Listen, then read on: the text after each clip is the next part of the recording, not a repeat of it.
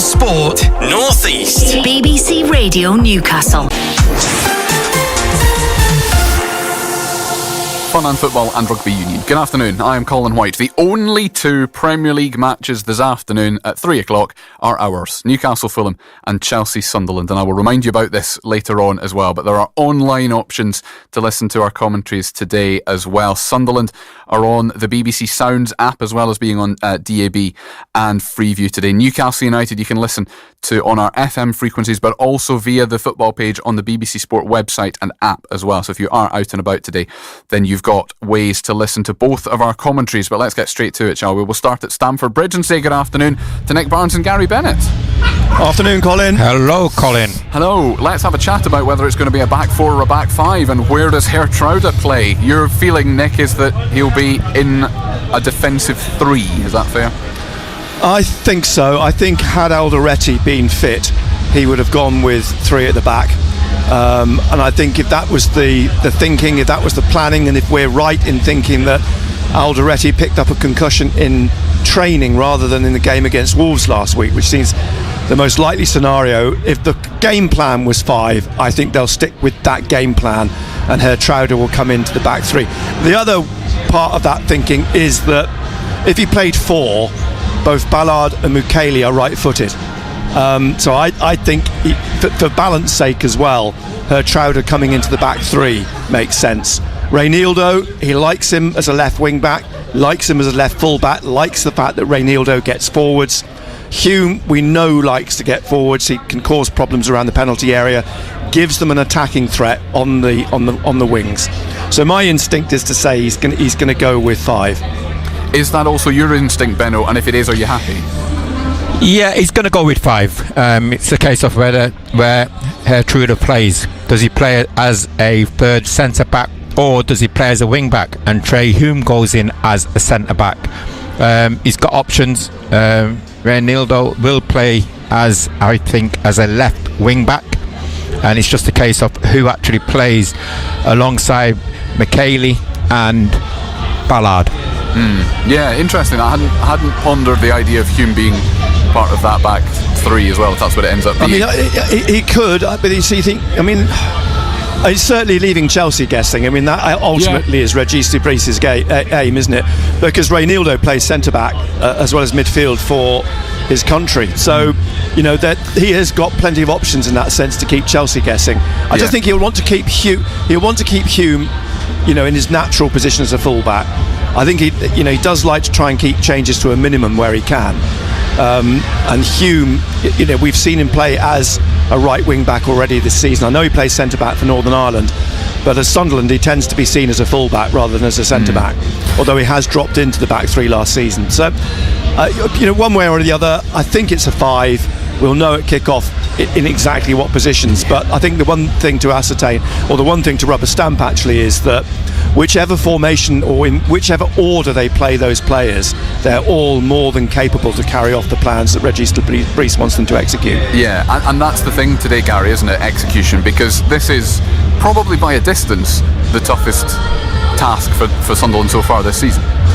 Yeah, it's going to be a test, and it's interesting to see how Chelsea have lined up, and it looks as though they're going to play like a 4-2-4. They're going to play with two wide men, which is Neto and Garnacho will play wide, and they've got two out-and-out strikers. Mark Gui will play, and also Pedro. But the other side of that as well is that, you know, you're looking at the likes of Reece James is obviously he's going to play in midfield. Casido is going to play at right back. But also, I think they've come and they've set themselves up to compete with Sunderland physicality as well from set plays. Which I presume you say that because that's a compliment. It is a compliment, and you know, and you're thinking, yeah, they've gone with two strikers, but also, you know, from set pieces, they most probably want the likes of them back to defend. I think it's sorry, Colin. I think it's interesting that in terms of matching up, I've had a couple of conversations at lunchtime with reporters here about the way that Sunderland have started the season, and they've all largely said they all had Sunderland down as finishing the season 20th, and they're all readdressing this whole summer's predictions because of the way that Sunderland has started. And one thing I did say about this, 8-game run that they're on, or the 8 games that they've played coming to the 9th game today, is that we keep saying that if you're going to stay up, you've got to beat the teams in and around where you are in the table. Chelsea are in and around where Sunderland are in the table. Yes. So, so I think you have to take a step back in one sense, say, they're there on merit. They're there on 14 points, as are Chelsea, having both played 8 games. So there shouldn't be this sort of argument or this debate about, a Chelsea favourites, so they're at home and they're a top 4 team. They're both there level on points because they've both made a similar start to the season. And 1 or 2 people here have said they're so random, Chelsea, at the start of the season. This is probably a good time to play them. Yeah, because some people will look at the 2 respective fixture lists so far and go, well, Sunderland haven't played anybody in the top sort of 7 or 8, whereas Chelsea have. But then you look at who Chelsea have beat. Chelsea, of the big names, really, they've only beaten, I say only, they've beaten Liverpool. They lost to Brighton, they lost to Manchester United, they drew at Brentford so far this season. So yeah, nothing to fear, Gary. Is that the mentality? There's nothing to fear. I think, again, it's a free hit for Sunderland. Everyone's expecting Sunderland to get beat here. So what we've got to do, and we keep saying this week in, week out, especially the start of the game is very important. We cannot afford to concede early doors. Again, that will breed confidence, especially into Chelsea. But as the longer the game goes on, I think Chelsea will get a little bit frustrated. But I think we still can cause them problems. It's interesting because you mentioned those games that Chelsea have played this season. Their opening game was a 0-0 draw here against Crystal Palace. Sunderland went to Palace and got a 0-0 draw. Yeah. They went to Chelsea went to Brentford and drew 2-2. Sunderland beat Brentford. Chelsea went to Manchester United and, like Sunderland, lost at Manchester United. So when you're sort of trying to say, Sunderland have had a fairly benign start to the season, so have Chelsea, but they've not taken advantage of that in the same way that Sunderland have. So I think this afternoon, I think the key for me, as it was at Old Trafford actually, and we both talked about this in the build-up, we all talked about this in the build-up, is that they can't concede early. They can't afford to concede an early goal against Chelsea. That's going to be the key today. Yes, plenty of time for you two to discuss more between now and 3 o'clock as well, but thank you for the moment, Nick Barnes and Gary Bennett. Then a reminder that Sunderland this afternoon on DAB Digital Radio and on Freeview channel 711 and on BBC Sounds as well this afternoon. So if you normally listen to Radio Newcastle through your phone or the computer or a tablet, whatever it is, via BBC Sounds, then you will get the Sunderland commentary that way this afternoon as well. But on FM and on the BBC Sport website and at Newcastle United against Fulham, let's say good afternoon to Matthew Raisbeck and to John Anderson. Hello, Colin. Or at least Matthew Afternoon, Raisbeck. Colin. How are you? Handle, that's the main thing. That is the main thing. Run us through that team again, first of all, Razor. One change, Colin. It's in midfield. Joe Linton starts. He appeared as a substitute coming on in the 63rd minute against Benfica, and the player he replaced the other night, Jacob Ramsey, is the man that he replaces today. So Joe Linton in for Ramsey, the only change, which means it's Pope, Trippier, Chow, Botman, Byrne, Bruno, Miley, Joe Linton as the midfield 3, and good to see Miley get another opportunity after playing so well the other day. Murphy and Gordon wide, and Voltemada through the middle. The bench is Ramsdale, Cher, Tonali, who is fit enough to be a replacement but not fit enough to start after illness. Barnes, Kraft, Osula, Elanga, Willock and Ramsey. And before we bring Ando back in, I'll just give you the Fulham team. They've made 6 changes. They've got a couple of players out through injury. Joachim Andersen, centre back, Harry Wilson, the wide player, also without fullback Anthony Robinson, Rodrigo Muniz and Samuel Chukwueze, who they signed from Milan, who scored against Newcastle for Milan in the Champions League a couple of years ago, knocked Newcastle out of Europe, but he's not playing. They've got Kenny Tete fit and starting at fullback after a problem, and Sasha Lukic is available after a groin injury. He comes in midfield. So Fulham, Bernd Leno in goal, Kenny Tete, Issa Diop, Calvin Bassey and Ryan Sessegnon at the back. Sander Berger, Sasa Lukic the midfield 2, Adama Traore on the right. He'll be running at Dan Burn, so that'll be an interesting battle. Emil Smith-Rowe, first Premier League start of the season for him. Alex Iwobi and Raul Jimenez up front. Just before we talk about the midfield then, Ando, talk to me about Adama Traore against Dan Burn. Quick, very quick, very powerful. What about Traore? Sorry. But look, he's faced wingers who are quick before. The only concern would be if Fulham hit those diagonal balls from their left over the top of Danburn into space for Traore to get onto. In a foot race, there's only going to be one winner. Something Benfica did the other night. Benfica did it a few times the other night, caused us problems. But Traore is exceptionally quick, and he's direct, and he's a big strong boy, you know. He's a powerful lad, so it'll be an interesting one, that. But look at it, I don't see the game being won and lost there, to be quite honest, Colin. Byrne always sticks to the task, doesn't he? And as you say, he's come up against he's honest, pacey wingers. Well, pretty much every time you play out there, that's often one of the main attributes of a wide player. Traore is one of the quickest, but it's not really I don't know if he still has the impact that he had when he was at Wolves a few years ago. He blows a little bit hot and cold, and I think the tank runs out after 50 minutes as well. It starts to empty out a little bit. He doesn't have too much left after that. Just because you said you don't think that's where the game will be won and lost, I have to ask you where you think it will be. I think the three wide boys are the three front boys again. You know, Voldemar has had an exceptional start, and he's only got better game by game. Murphy was exceptional the other night. You know, I thought the ball for Gordon's goal was brilliant, but not only that, the quality of ball that he put in, he put some great little balls into that real danger area. You know, so deserves to start. And obviously Gordon was unplayable the other night, but he needs to take that form into the Premier League. You know, we've seen it in the Champions League, we've seen it at international level for England as well, but he needs to replicate that now in the Premier League. And I just think that if those three are in the form that they were in the other night, it could be a long afternoon for Fulham. Let's see how it pans out. Thank you to both of you then for the moment, Matthew raised. But no, Matthew, you were going to play some audio, weren't you? This is me producing on air and having a terrible memory lapse, because you wanted to mention the fact that Fulham beat Newcastle twice last season, essentially. Quite right. Well, I know we've got a lot to pack in before kick-off, but let's hear a little bit from Eddie Howe now, Colin, because look, Fulham are below Newcastle in the table. Newcastle, you'd say, have had a mixed and probably not great start in the league. League. Fulham have lost 3 in a row after a reasonable enough opening first few weeks of the campaign.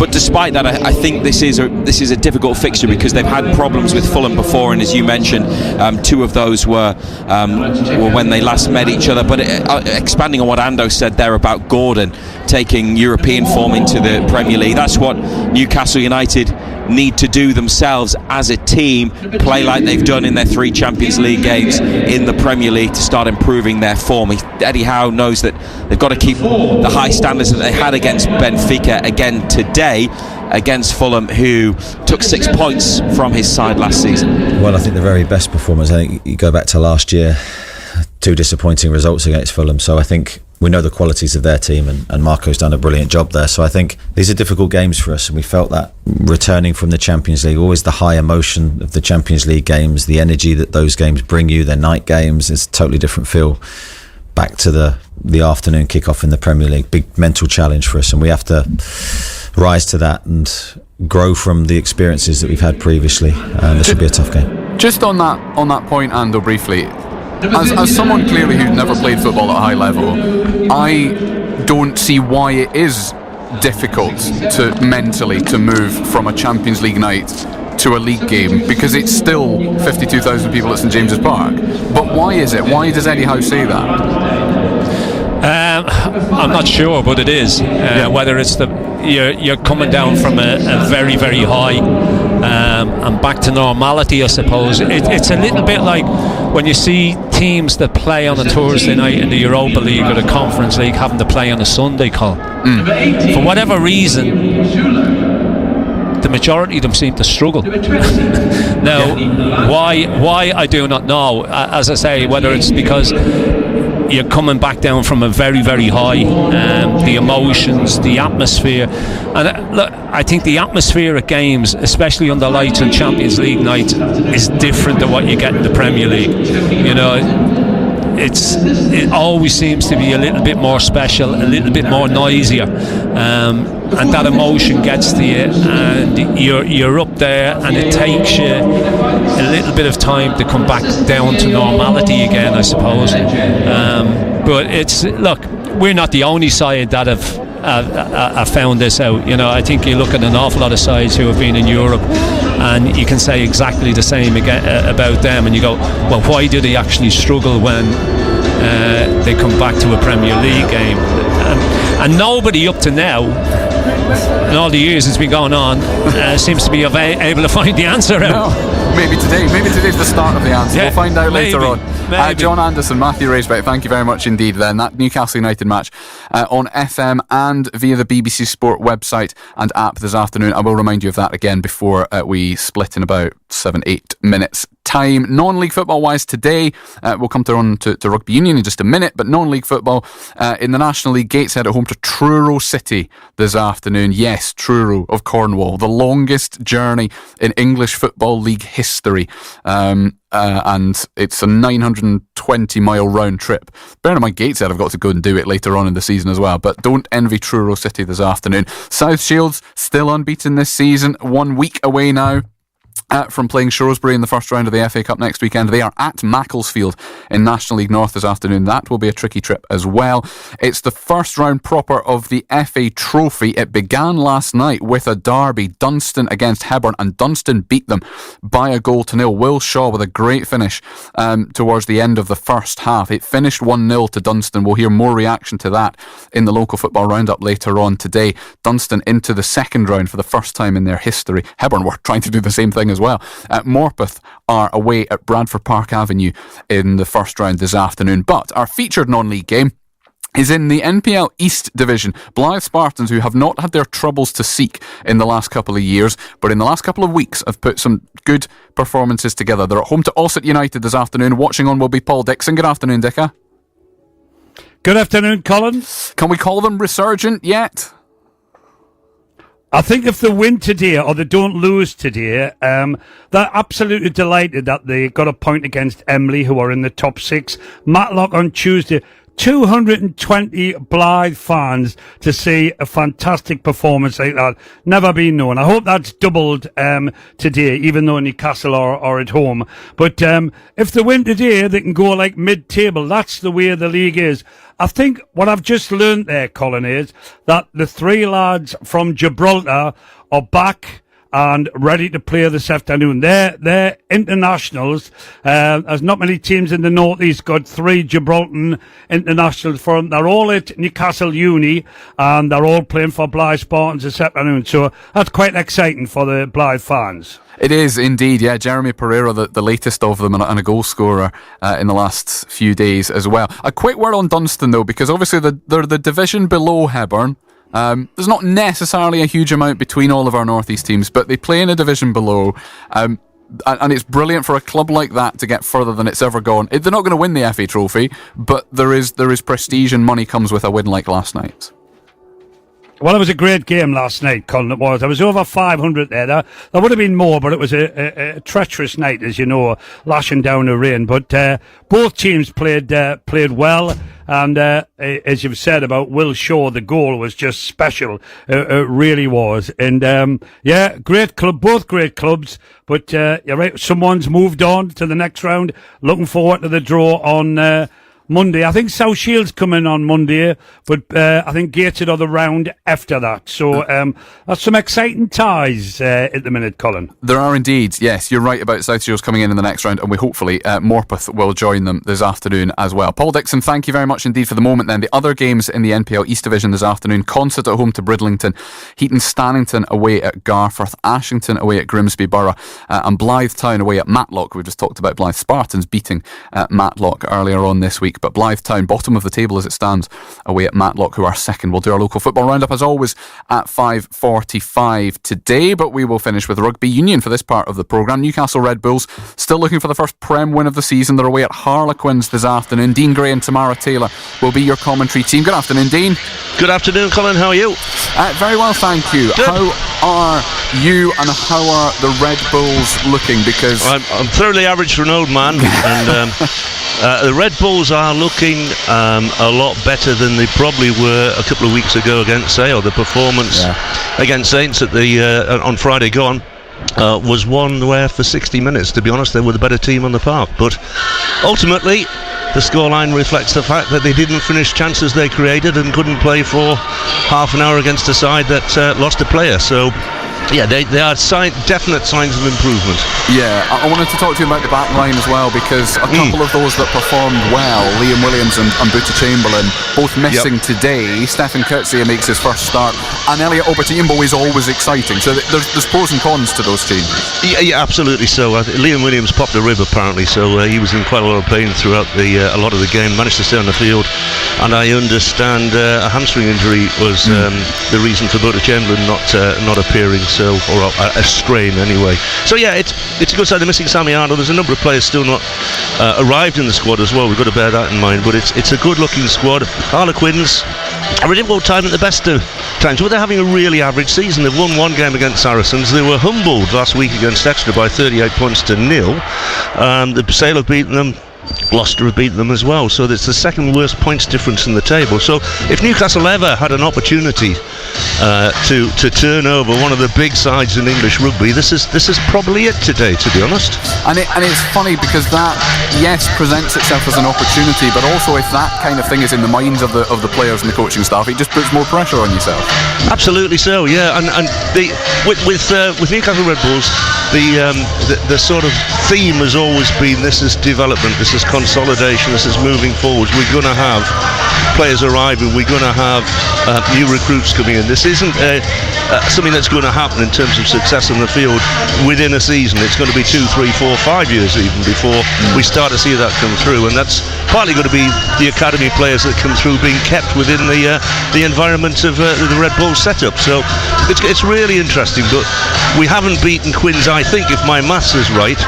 We've beaten them once in 25 years, and Tamara Taylor's just arrived with a plate full of food that looks lovely. I haven't got any. By my reckon, you and her, if she does share, have got about 15 minutes to devour it before you start your build-up. So Dean, thank you very much then for the moment. Dean Gray and Tamara Taylor will take you through full commentary of that game, Harlequins against Newcastle Red Bulls this afternoon, on the BBC Sport website and app. If you click on the Rugby Union page, then you can find the commentary on there as well. We'll get an update from Dean at half-time, and hopefully get an update from Tamara at full-time as well. A couple of other bits and pieces before we head back to the football. No basketball for the Newcastle Eagles, men or women, this weekend, but in ice hockey, Whitley Warriors 7 o'clock tonight against Hillheads are at home to Kilmarnock Thunder in the Scottish League now. That's where Whitley Warriors play. It's the European Championship darts this afternoon as well. A couple of our players in third round action. Chris Dobie gets underway against Michael van Gerwen later on, but Ryan Joyce is currently in action against Martin Schindler of Germany. It's first to 10 because it's the best of 19 legs. Ryan Joyce leads 7-5 in that one. We'll update you on that at half time as well. And in cycling last night, another successful night for Great Britain at the Track Cycling World Championships. There was gold in the points race for Josh Tarling, but gold as well for Josh Charlton in the men's individual pursuit. Josh is from Durham. I realised they're both called Josh. Josh Charlton is from Durham. He won gold in the men's individual pursuit. We'll hear from him at halftime in the football as well. And speaking of football, some early results, not in the Premier League, because there's no early game in the Premier League today, but across the other divisions, the games that are just about to finish. Stoke lead 1-0 at Portsmouth. Ipswich through Jack Clark are 1-0 up on West Brom. Coventry lead Watford 3-1. Those are the games in the Championship. In League One, Bolton have beaten Cardiff, and Mansfield and Wigan have drawn 1-1. And in League Two, Cheltenham are just about to beat Walsall by a 1-0, but an own goal in the 92nd minute, the difference there. And Fleetwood 2, Accrington Stanley 1, deep into injury time as well. And finally, I promise it's finally, in the National League, York City have drawn 1 all away at Halifax this afternoon. We were talking about long trips. Truro coming up to Gateshead today. Carlisle have gone to Yeovil this afternoon, which is not far off the same kind of distance. We'll let you know how they get on this afternoon as well. But football-wise, it is time to focus our attentions then on Newcastle United and Sunderland. Two different ways to listen to them. If you want to be listening to Newcastle United against Fulham in the company of Matthew Raisbeck and John Anderson, that one is on our FM frequencies or on the BBC Sport website and app. But if it is Sunderland's game at Chelsea that takes your fancy, Nick Barnes and Gary Bennett are available on DAB Digital Radio, on Freeview Channel 711 and on BBC Sounds. Now is the time to take your pick. Matt Bailey at breakfast. We're just talking about how to survive a horror film. Colette, you'll be pleased to know Gary's been in touch. Hello, Gary. He says anyone who wants to survive a horror film needs to change their name to Gary. Because horror villains only attacked people with heroic sounding names like Caleb. And Caleb's such a horror name. It's like, oh yeah, Caleb's been done by the killer. Yeah. Nobody wants to hunt a Gary. Thank you, Gary. Matt Bailey at breakfast. Weekdays from 6. Just ask your smart speaker to play BBC Radio Newcastle. Bruno and Leno, the two skippers today in the centre circle with the officials, and a team of mascots in black and white. And those youngsters now sprint over to the near side of the pitch, having had their photograph taken, and Bruno and Leno do the coin toss. His coin toss record, I'm going to jinx it here, aren't I, has been good this season. I think might have won them all, or most of them anyway. And he's won the latest one, Bruno. So they're going to shoot towards the Leazes End up the hill in the first half. Newcastle. Fulham, Leno in goal, Tete, Diop, Bassi, Sessegnon, Berger, Lukic, Traore, Smith Rowe, Iwobi and Jimenez. And United, Pope, Trippier, Chow, Botman, Byrne, Bruno, Miley, Joelinton, Murphy, Gordon, Voltemada. 4 in 5 in the Premier League for Voltemada. 5 goals in 9 appearances across all competitions for Newcastle United. Fulham to kick us underway here on BBC Radio Newcastle, the BBC Sport website and app, and the Newcastle United website and app. It's a huge afternoon, isn't it, Ando, because they need to win in the Premier League. Simple as that. Yeah, need to start with, as I said earlier, need to start winning more games in the Premier League. 2 wins so far this season, but we need to start winning games and climbing up that table. Referee Peter Banks is ready, and this is a designated Premier League no room for racism campaign match, so the players take the knee before the whistle is blown to start the game. And we're underway with Fulham kicking off, and a diagonal ball high up the left wing towards the corner that Newcastle managed to push clear, and then it's sent forwards again by the visitors, and Nick Pope goal kick from that second ball.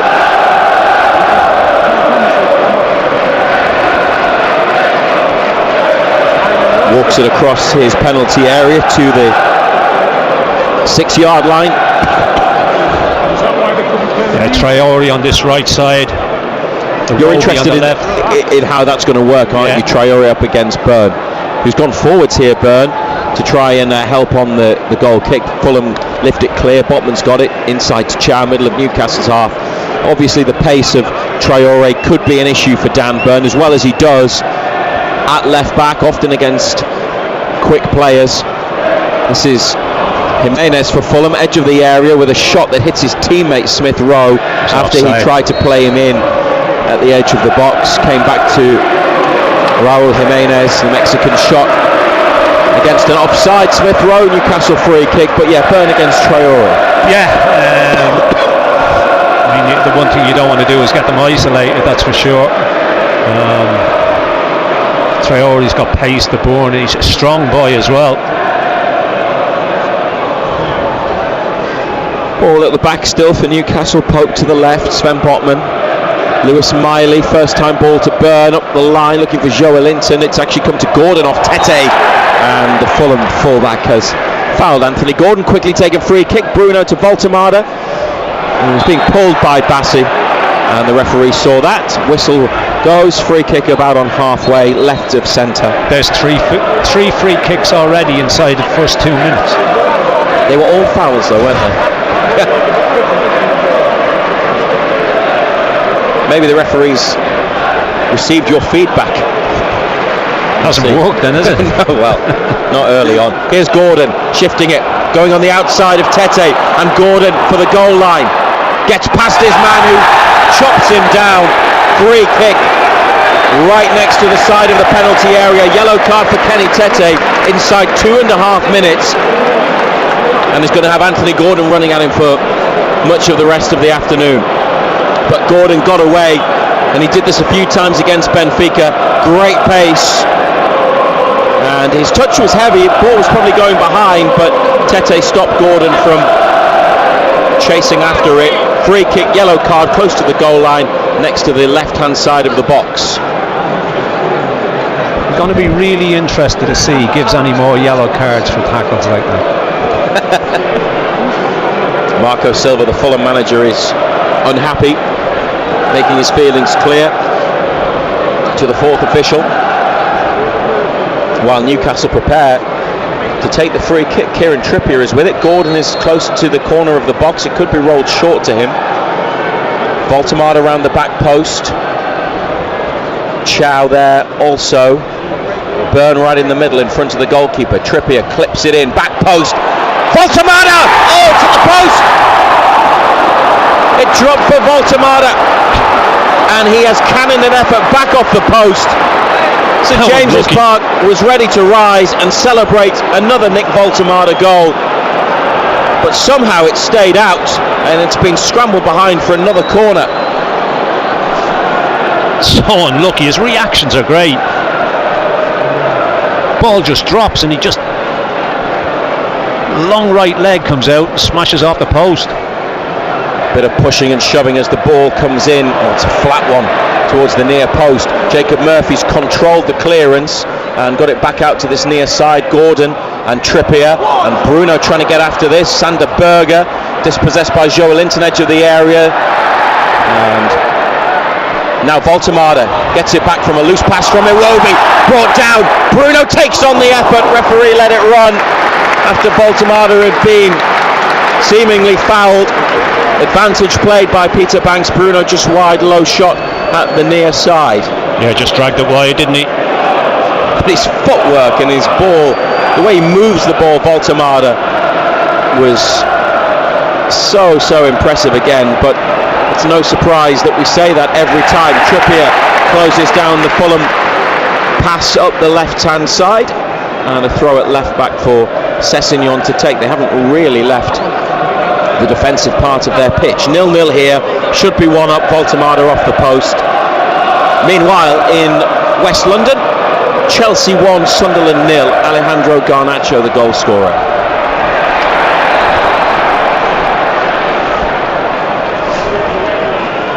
Free kick for a foul by Voltemade over on that far side of the pitch, played back by Calvin Bassey, the centre half, to goalkeeper Leno and Issa Diop, the giant defender. Long sleeves and gloves for Diop today.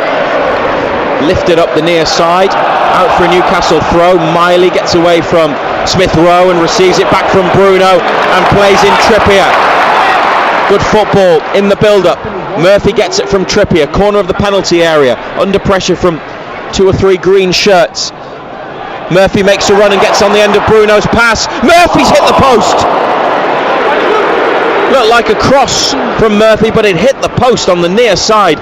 And then Burn over to Gordon, left wing. It's gone out of play. He was never scoring from that angle though, was he? I mean, he's just smashed it and it hits the outside of the post. Not scoring from there. Some strike.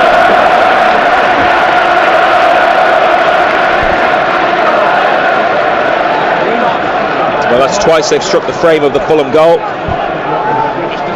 But it remains Newcastle United 0, Fulham 0. On BBC Radio Newcastle. Strong challenge from Joelinton on Raul Jimenez. Looks like he's hurt himself a little bit in making that challenge. It's out for throw on halfway. This near side, Fulham's right. cheered on today by about 1,700 away fans. They've got it with Bassey. And Smith Rowe back to the goalkeeper. Newcastle blocked his route forwards. Voltemada goes to close down, as does Murphy. It's with Bassey in the box. Whipped up the far side. Iwobi, heavy touch into the middle, collected by Joelinton onto Voltemada. And wide right to Murphy. Trippier on the outside. Murphy goes for the cross to the back post for Gordon. What a ball. Referee's got a decision to make here. He's given goal kick despite Newcastle appeals for a corner. I don't really think he knew who got the last touch. Didn't have a clue, did he? What a ball this is. I think he's right, mate. Don't think it touches anybody on the way through. It's into a great area again, isn't it?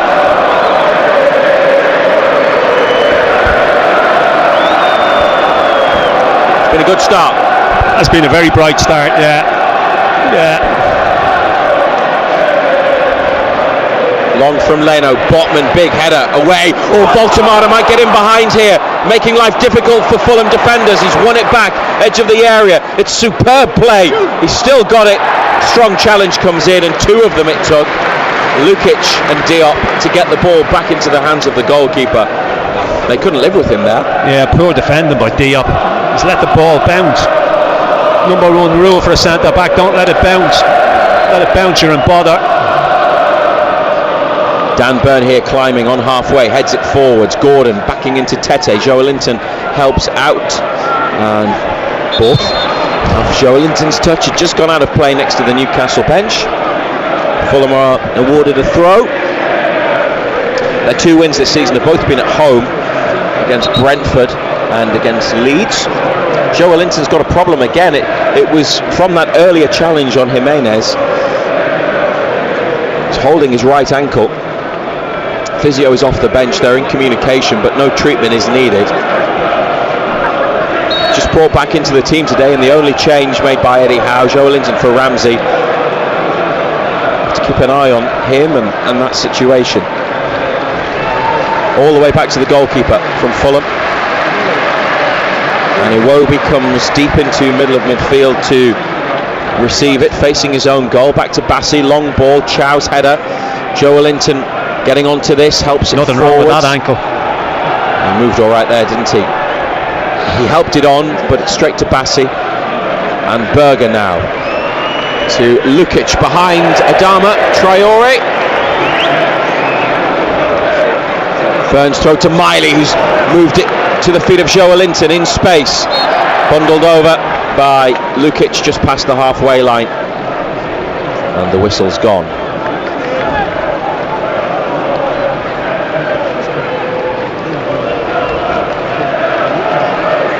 Chow, foot on the ball. Up it goes to Bruno. Played it in behind for Murphy, who held his run. Ball didn't, hasn't got enough to go out for a goal kick. Just seen behind by Sessegnon.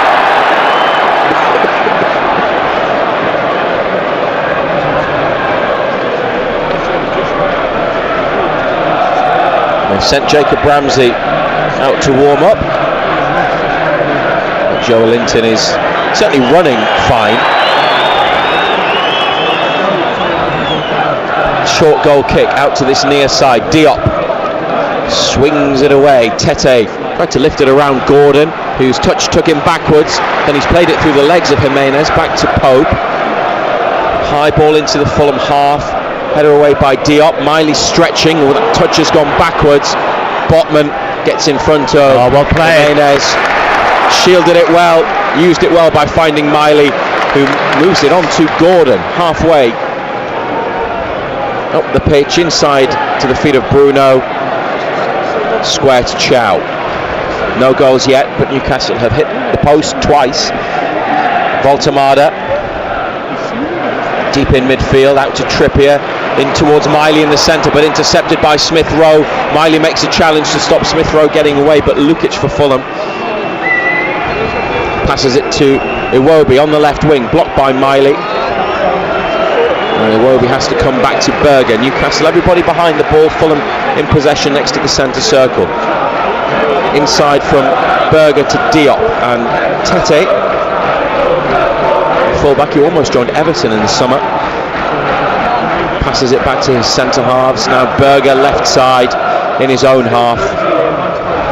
Iwobi looking for the run of Sessegnon, tries to take it around. Botman has managed to find Jimenez in the area on the turn, and turns again, and a scooped shot which goes wide. Was there a touch?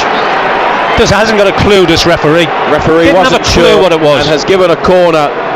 Not really many appeals from either team, but Newcastle with Jimenez twisting and turning, causing problems. Very relieved to see that go wide. Yeah. Sessegnon makes a great run. Good little ball in, twists and turns.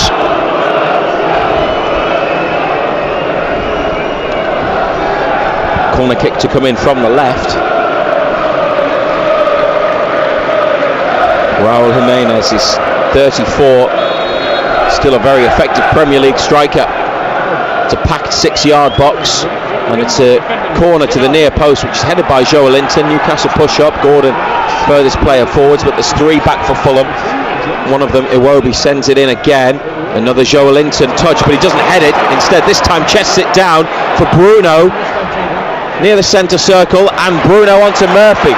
There's 6 back for Fulham, only 3 in the Newcastle attack, and he tried to switch it for Gordon.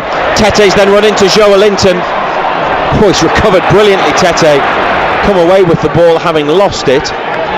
Now stopped by Miley and Joelinton, and that should be a Newcastle throw. They've got no idea, once again, they've got no idea, the officials, who got the last touch. Referee's given it Newcastle's way, and then the assistant taking his lead from referee Peter Banks. Eddie Smart on the near side puts the flag in his left hand, points it towards the end Newcastle are attacking. Well, Tete got in a tangle twice there. Yeah, he had no support, did he? And last touch was off him. Joelinton doesn't seem confident in the ankle. Needed a moment or two to get back up and feel that it was all right following that challenge. Back to Botman, 0-0 on BBC Radio Newcastle. Sunderland 1-0 down at Chelsea in the only other 3 o'clock Premier League match. Bruno to Miley and Voltemade. Trippier up the line to Murphy, inside to Bruno. That's nice, but Murphy gave it, but then held his position, and Bruno played it as if Murphy had made the run. He's caught up with the ball, but Sessegnon's got it in the corner, cleared up the line. Iwobi and then Bassi away, out into the. Has that gone out? No, kept in. As of now, off Botman, looked like it had gone out. Fulham throw bang on halfway. The way Murphy played it inside was nice, and Bruno obviously expected him to continue his run there, Ando. Yeah, he just gave it. Just played it first time, didn't he? Expected it, Murphy to keep going. He didn't, though. Diop back into the penalty box. Leno for Berger, wide right to Diop. Bruno and Gordon closing down. Tete inside to Berger. They've played their way around the Newcastle pressure. Up this near side, first chance for Traore to run, but Joelinton and Gordon are back there. Traore, that's a good cross into dangerous area, but no one in green close to it. Trippier away. Voltemade, they're saying he's being held, and the referee says Voltemade was holding Diop instead. 2 of them were at it, weren't they? Supporters not happy, referee happy, play on. 16th minute. Diagonal ball for Traore, he's kept it in with a header. Then Gordon wins a throw from Tete, about 25 yards up from Newcastle United's goal. They've taken it quickly. Miley under pressure, just released it in the nick of time. Oh, and then he's played it straight to Iwobi. Alex Iwobi on the edge of the penalty area, now into the box. They block the shot. Smith Rowe cuts it back towards Jimenez, forced away from goal by Botman. Then Iwobi's cross. Chow gets a vital touch to divert it out wide. Gordon's kept it in. Takes his time up to Voltemade. First touch from Voltemade, then a misplaced pass, and it's a bit messy and scrappy from Newcastle. Rare that Voltemade gives it away. Copy, isn't it? and having seen Miley play the ball straight to Iwobi, Baltimore then gave it to a Fulham shirt, trying to lift it across to the other side. Just need to take a bit more care, don't they? Yeah. But also, in some cases, not delay the pass, because Miley almost got caught, and then the next pass he gave away. Yeah, it's a big Keystone Cops back there. Still goalless. Bassey under pressure and has lost out to Murphy, who can take it all the way into the box. Murphy off the post and in. Jacob Murphy won it back from Bassey and drove on into the penalty area. A low shot off the base of the post and into the back of the net for his first of the season. Jacob Murphy delivering once again for Newcastle United, who lead Fulham by a 1-0 in the 18th minute. That's a great finish. I mean, Bassey, you got to ask questions what he's doing. Centre backs who think they can play just nipped it away from him, didn't he? Still had an awful lot of work to do, because the angle's tight. He goes across Leno, hits the inside of the right post, and Nestle's in the back of the net. But Bassey's such an accurate finish, isn't it? It has to be across the keeper, right side of the box, cut across it. He was close with a couple, wasn't he, the other night? keeper gets something on it, actually. Pushes it onto the post, but not enough. Ball just lifts up, doesn't it? Skips along the turf. Keeper then gets a hand, or not a hand really, a fingertip. Can't deny Jacob Murphy and Newcastle United their opening goal.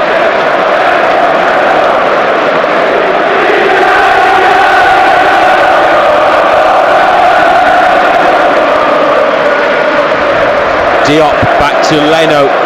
Fulham have got it in their own penalty box following the kick-off. Iwobi's making a run into the centre and then sprints beyond Botman, who's just keeping a close eye on the movement of Iwobi. Jimenez is pulled out to the left and Botman backpedaling, heads it for Miley. That's a beautiful first time touch and pass from Miley to Trippier on the right. Murphy then back to Miley on halfway. Fulham players getting back, shuffling into position. Miley to Bruno, to Voltemada. Nick Voltemada, edge of the penalty area, looked for Bruno with a flicked pass. It was blocked. Dan Burns then tried to take out a Fulham player, and having got a piece of him with the first challenge, referee Peter Banks let it run. Burn then made what appeared to be a clean challenge second time, and the referee brought it back for the first foul. How long do you let it go? I mean, he's let it go, and then Burns slid in. He's won it clean as you like. Can't have it both ways. 15th position at the start of the afternoon. They're up to 11th in the current standings. If they were to get another goal, then they would go ahead of Brighton, who play Manchester United away at 5:30. Still congested in that middle part of the table. Oh, they've given it away Fulham again. Have lost it to Newcastle again, and it's Murphy onto Bruno, having a look and having to turn and find Murphy again, lining up another shot. This time Bassey blocks it. Berger with the header. Miley to Bruno off his thigh. It's come forwards to Gordon, who protects the ball. Did well. Played it back to Chow and Trippier to Botman, and United have possession. 21 minutes gone. Burn to Botman. Eddie Howe and Jason Tyndall having a good long chat about things as Botman plays it to Bruno. Gets it back. Malik Chow away from Emil Smith-Rowe, who's had a tug at his shirt, and the whistle's gone. This is Chow's 10th appearance. He's hardly put a foot wrong. He's keeping Fabian Schär out of the team.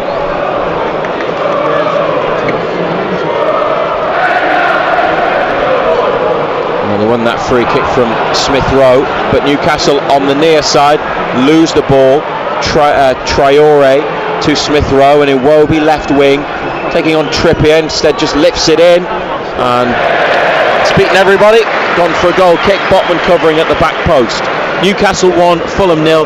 Equaliser for Sunderland at Chelsea through Wilson Isidore. 1-1 in that match. That's the commentary you're looking for, and you don't want to continue listening to Newcastle. Nick Barnes and Gary Bennett, DAB, Freeview Channel 711 or BBC Sounds. Bruno, with some incredible skill after a run through the middle of midfield. A couple of turns. And well, they loved what they saw from the captain there. It's actually gone out for a Fulham throw. But Bruno's work prior to that was very impressive, easy on the eye.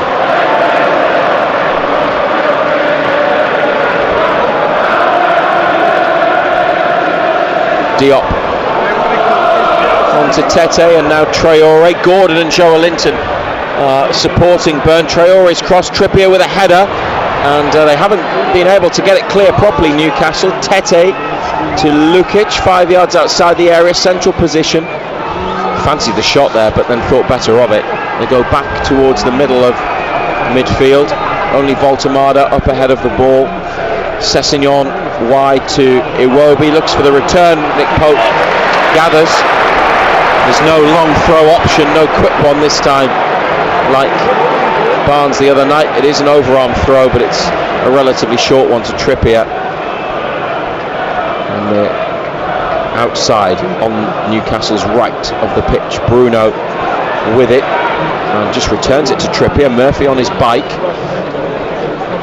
Could have been played in behind, but Trippier comes back to Chow, and now Botman, and Dan Burn drifts into the forward line. Anthony Gordon drops in, gets into the space on the near side. Botman brings it forwards, goes out to Gordon. He's not happy, wanted it earlier. Has to go back to Pope. Yeah, ball was behind him. Chow, long ball which was intended for Joelinton. Voltemada trying to make something of it, but Diop's come across. And then Murphy sliding tackle to stop Sessegnon getting away at the expense of a throw. But Murphy stayed down there. That's not like him. He's just beating his fist off the floor. Don't know what the problem is. Just came across. Sessegnon, did his studs just catch him? Maybe. Just looked like he just caught his Achilles. No intent or nothing. He's had an Achilles problem this season. Not sure on which leg, but hopefully that's just the pain of the impact. Murphy is back up, thankfully. And it's Newcastle 1, Fulham 0. 25 minutes played. Pope, Trippier, Chow, Botman, Burn, Bruno, Miley, Joelinton, Murphy, Gordon, Voltemada is the team. No one back from injury today. Tonali after illness, a substitute again like the other night. Foul on Bruno. Next to the centre circle, left side. Describe the performance so far, Ando. Yeah, it's been decent. Better tempo about it. Murphy to Voltemada, and then back, and Bruno and Miley combine and play it to Chow. He chips it over to Burn, who rises and takes it on his chest. Back to Botman, a back-pedalling Nick Pope wants it, and they start again with the goalkeeper. Played out to the feet of Trippier. Murphy inside looking for Bruno. It's a ball that's found its way to Diop. Fulham have almost lost it. Now Traore with 3 black and white shirts on him. They're not just doubling up on Traore, they're tripling up on him. It's normally Joelinton and Gordon. There it was Joelinton and Miley. Dan Burns, they're not allowing him to be isolated wherever Traore is on the pitch with it. Well played. Jimenez followed all the way by Botman towards his own box, held it up, found another bright green Fulham shirt. Diop for Lukic. Picked up a useful position in between Newcastle midfield and defence. They're on the left side now. Sessegnon to the giant Sander Berge. Started every match for them this season in the league. The Norwegian up to Smith Rowe, his first Premier League start of the season. Smith Rowe's got it again. Back to Berger. Lining up the shot. Pope pushes it out. Traore. Across goal and just wide. Traore with skill. Dropped his shoulder. Went on the outside. Drove it across the face of goal. Nobody able to get a touch in the middle. And wide of Pope's right hand post from Traore after the Newcastle goalkeeper made an important save from Berger. Yeah, it was a good hit, wasn't it, Berger? Got strong hands on it. Pope pushes it away. Traore just drags it wide, doesn't he? 28 minutes on the clock. A few supporters watched that, exhaled, and then got up and decided to go inside, possibly for a drink. That was a key moment in the match, a nervy moment for Newcastle. They have the advantage. They've hit the woodwork twice. Voltemada with a shot, Murphy with what seemed to be a cross that hit the outside of the post, and then Murphy opened the scoring. Here's Joelinton. He's done very well on the left wing, but a good recovery by Lukic to dispossess him and pass it back to his goalkeeper. Bassi returns it to Leno. Oh, Bassi doesn't want it.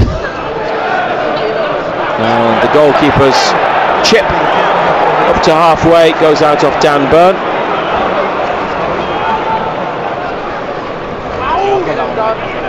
Traore off Gordon.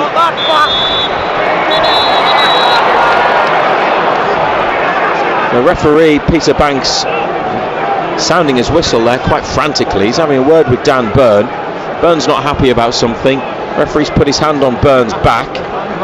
Fulham have been awarded a free kick. Was that Gordon on Traore? It was Burn on Traore. Burn on Traore, sorry. Gordon was next to Traore and helped him to his feet. Bassi there. Traore was free, wanted the diagonal, but Newcastle just blocked it off in the nick of time. And that's the ball that you said that they want to avoid Fulham being able to. They want to prevent Fulham from playing. Leno. They've gone back to their goalkeeper, Diop and Tete. And get into a bit of a muddle in the corner. It's up the line, it's a Newcastle throw. Raul Jimenez didn't agree, stopped them taking it quickly. Burn picks the ball up.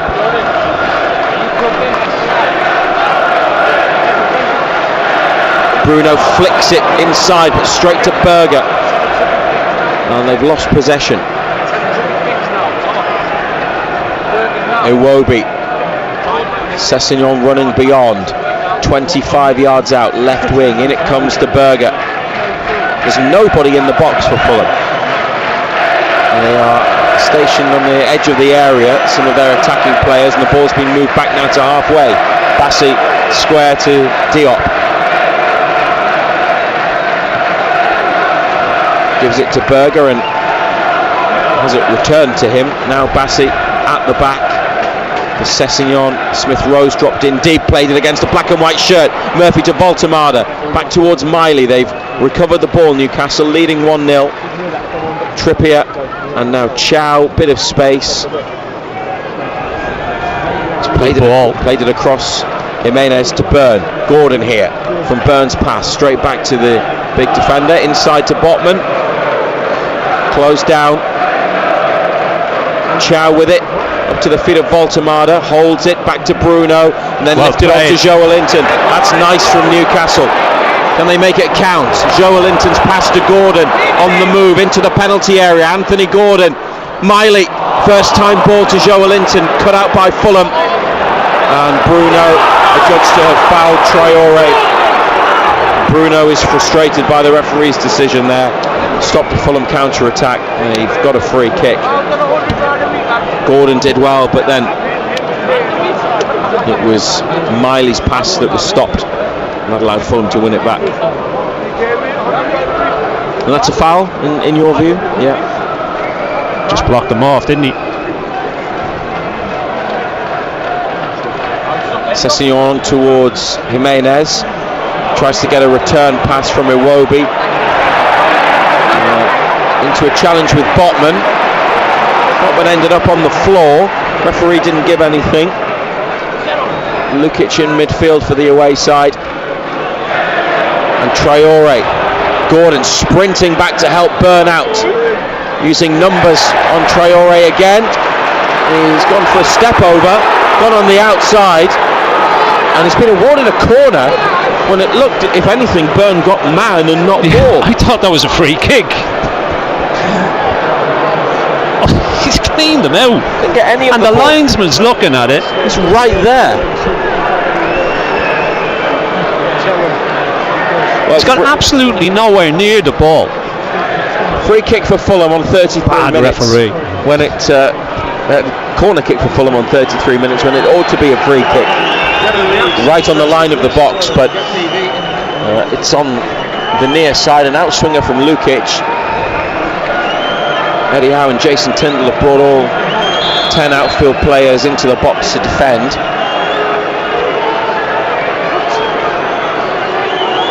Lukic. And a header from Jimenez, which is blocked in the centre of the penalty area. Jacob Murphy has it. Oh, it's tackled by Lukic, tried to go around him. Jimenez blocked. And now they can potentially get it clear this time. Botman to Gordon. Gordon is tripped by Sessegnon. Free kick in the corner.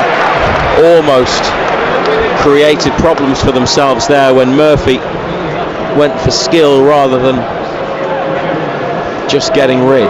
Just put your foot through it. Free kick taken short by Byrne to Botman.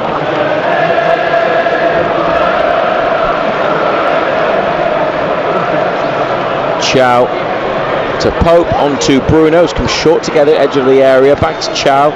Trippier on the touchline, on for Bruno. That's a good ball, and there are options for Bruno. Gordon could have it if he switches it. It's instead to Baltamada. He plays it into the feet of Gordon, who can take on Tete.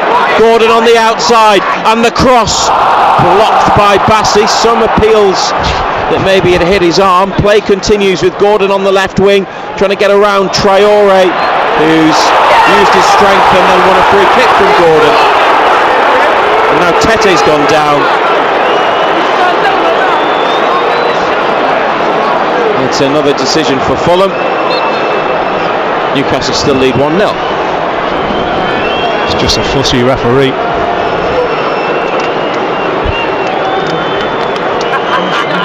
Bassi to Leno. They're playing it short. Now long from the defender Calvin Bassi. Was on the bench for their last game. Brought in one of 6 changes today. Back to Pope. That's a huge kick from the keeper. Baltamada. Well, they're saying he was being held by Diop. Was it the same again? Nando? Both holding each other, or should that have been a free kick? He was backing in, but he had a hold of him. Well, endearing himself to St James's Park again, referee Peter Banks. Here's Dan Byrne climbing, heading it out in front of Traore.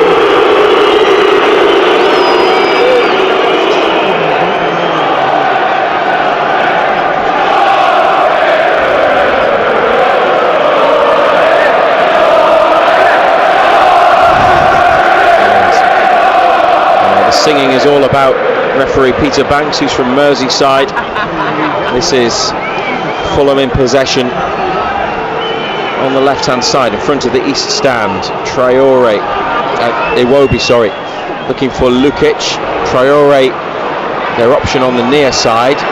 They get the ball to him now from Tete, 20 yards out or so, but further back now with Tete and Berger, and then played forwards to Traore in space.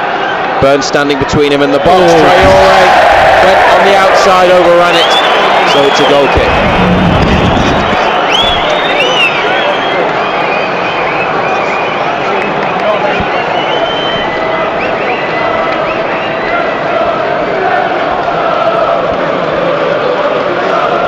Newcastle lead 1-0. Sunderland level with Chelsea 1-1 at Stamford Bridge.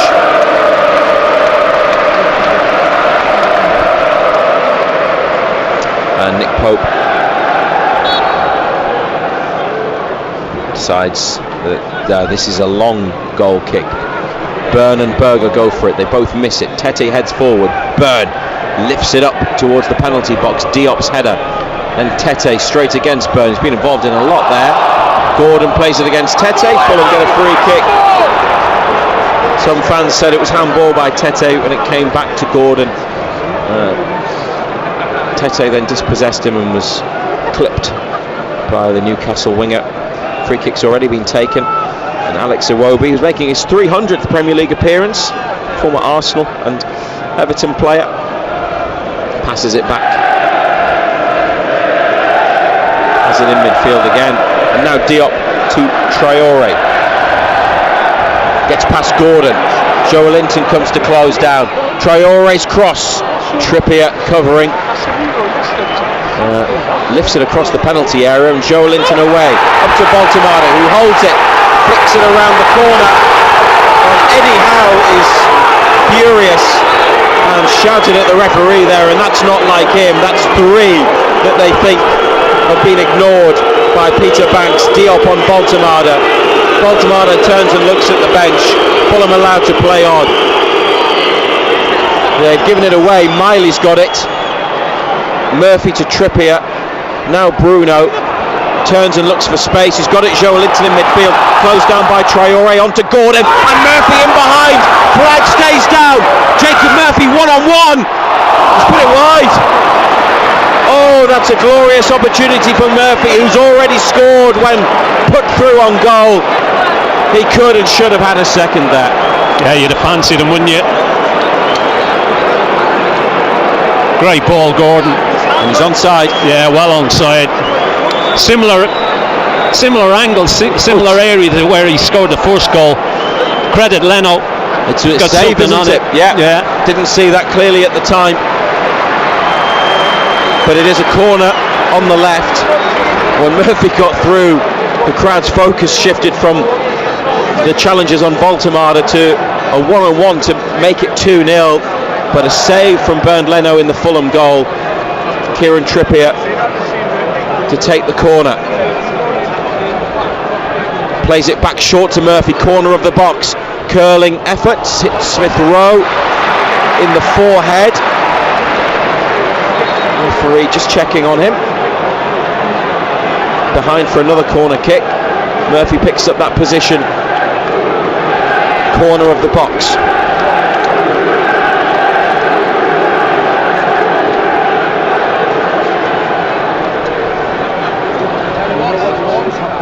Trippier sends it in. This time it's deep to the back post. Leno gets up and pushes it away. Got a big hand on the ball. Baltimore to make sure it goes out for Newcastle's throw, stopping any Fulham player from getting there. Close to the edge of the box. Trippier jogs back over to his natural side of the pitch to take it. Maybe a little bit further forwards from where it actually went out. Murphy, the furthest player back, could get it if he wants to throw it to him. It's instead inside to Bruno. Just got there before Smith Rowe. Murphy on it here. Look to release Trippier, but it's intercepted and Fulham clear. Murphy keeping watch, has a touch on the ball. It's gone out. Middle of Newcastle's half. Fulham throw.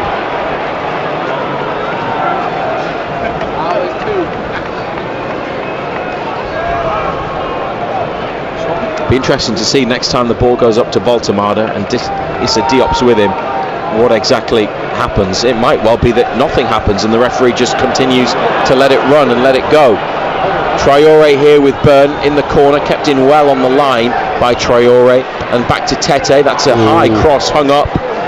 Trippier heads Good header, well played. Two around him.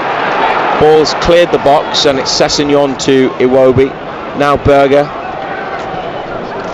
looking for Lukic and the run. Stopped by Joelinton. Cleared by Botman. Bassi in the centre circle to Diop. 42nd minute. Got the 1-0 advantage, Newcastle.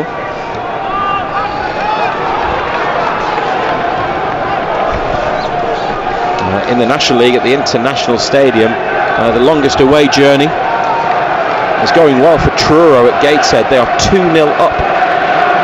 That's a bad first half for Gateshead, 2-0 down. We'll have all the scores during the half-time break, including plenty North East non-league football. Here's Trippier leaving it for Pope to come to the edge of the box. to claim a Fulham through ball. They've got Bruno down, tying his boot at the moment, and Botman passes it straight to Berger in midfield, who releases Smith Rowe straight at Nick Pope, centre of the goal. Needed to go either side of the keeper. Yeah, comfortable save in the end, but can't give the ball away there. Ooh. There's been a bit of that this afternoon. They're still in front though. Here's Voltemada from Murphy's pass.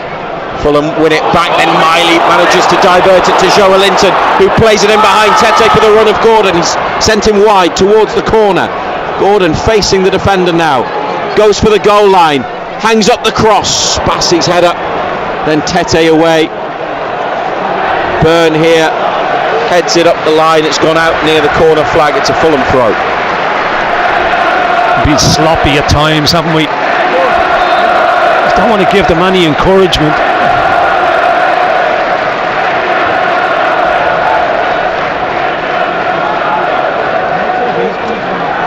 Tete. Up the line it goes. Gordon flicks it onto the chest of Byrne, who helps it forwards, looking for Voltemada. It's been won back, then Botman comes across, intercepts, out it goes.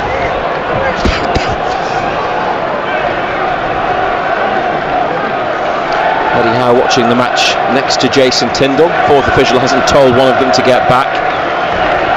This is Leno. And it's gone out from the goalkeeper's pass. He waited and then played it between Diop and Tete. The latter ran for it, but they're causing all their own problems as well, though. Couldn't get there before it went out. Yeah, well, the goal was a mistake. Murphy closed down Bassey and won it, went through and scored. And there again, short passes at the back, and it's led to a Newcastle throw. Dan Byrne is handed a black towel from a ball boy, which he uses to dry the ball, obviously. And a long throw about to come in at the Leazer's end from Byrne. It's near side. Chow rises but can't help it on. Fulham clear, and they've got runners here. Miley climbs, headed on by Jimenez to Smith Rowe and on to Iwobi. Traore's in the box. Iwobi, there's lots of black and white back, and Iwobi's crosses straight to Gordon. Lots of black and white back, but not much black and white up the pitch. Finally, they're awarded a free kick, hence the sarcastic cheers and applause, because Joelinton was being held.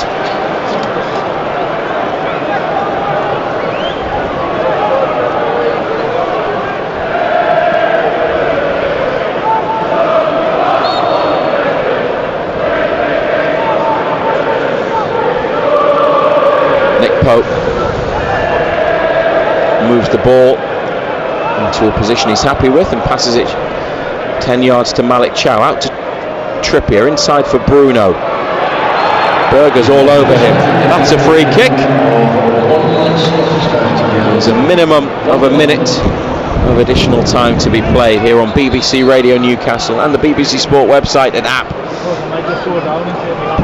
1-0 the score. Jacob Murphy, his first of the season.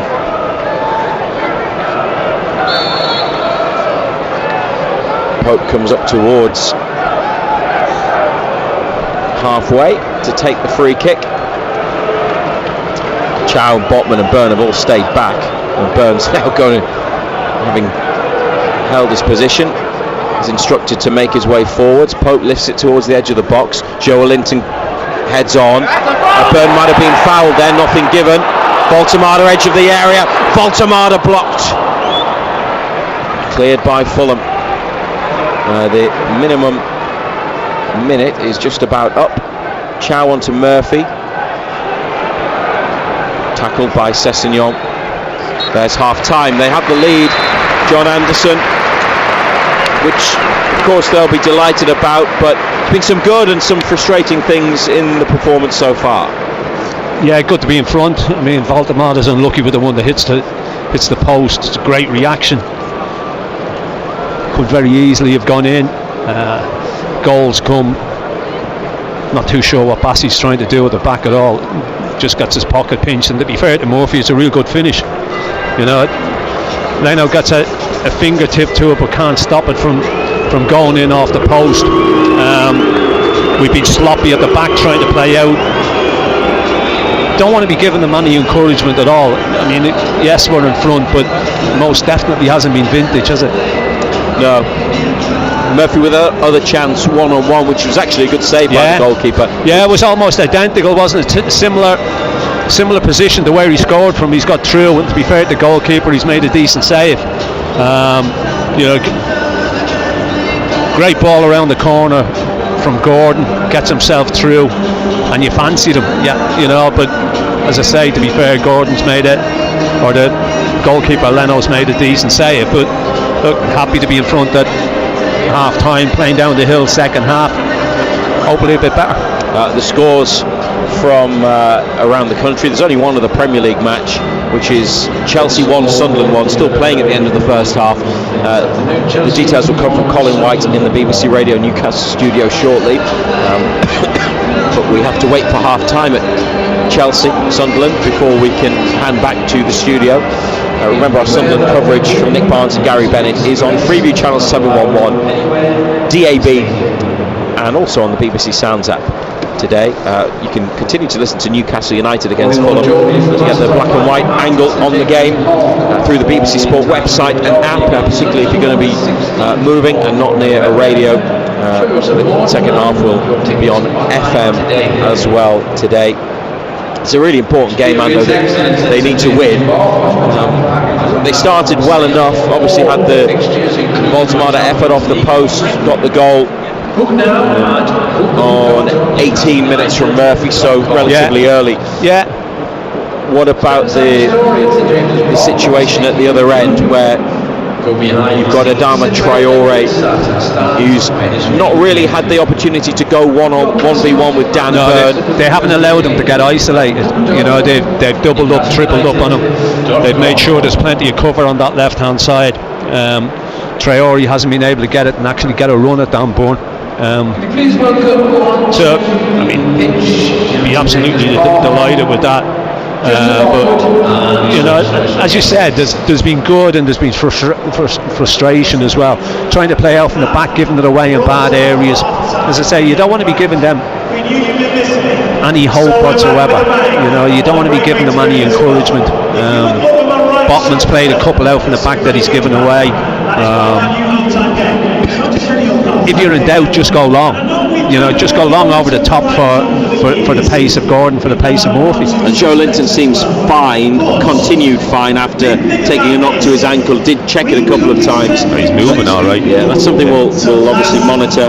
Let you know if there's going to be any change ahead of the second half here on BBC Radio Newcastle. So at the break, they have the advantage. Jacob Murphy closed down Calvin Bassey, ran through on goal, hit the back of the net, and that means at half time at St James's Park, it's Newcastle United 1, Fulham 0. Matt Bailey at breakfast. We're just talking about how to survive a horror film. Colette, you'll be pleased to know Gary's been in touch. Hello, Gary. He says anyone who wants to survive a horror film needs to change their name to Gary. Because horror villains only attacked people with heroic sounding names like Caleb. And Caleb's such a horror name. He's like, oh yeah, Caleb's been done by the killer. Yeah. Nobody wants to hunt a Gary. Thank you, Gary. Matt Bailey at breakfast. Weekdays from 6. Just ask your smart speaker to play BBC Radio Newcastle. Total Sport Northeast. BBC Radio Newcastle. Half time then, Newcastle United lead Fulham by 1-0 thanks to Jacob Murphy, and Sunderland are drawing 1-1 at Chelsea. Wilson Isidore with their equaliser after Alejandro Garnacho had given Chelsea the lead. That is it as far as 3 o'clock kickoffs in the Premier League are concerned. There is one 5:30 game, which is Brighton at Manchester United, and then at 8 o'clock it's Brentford against Liverpool.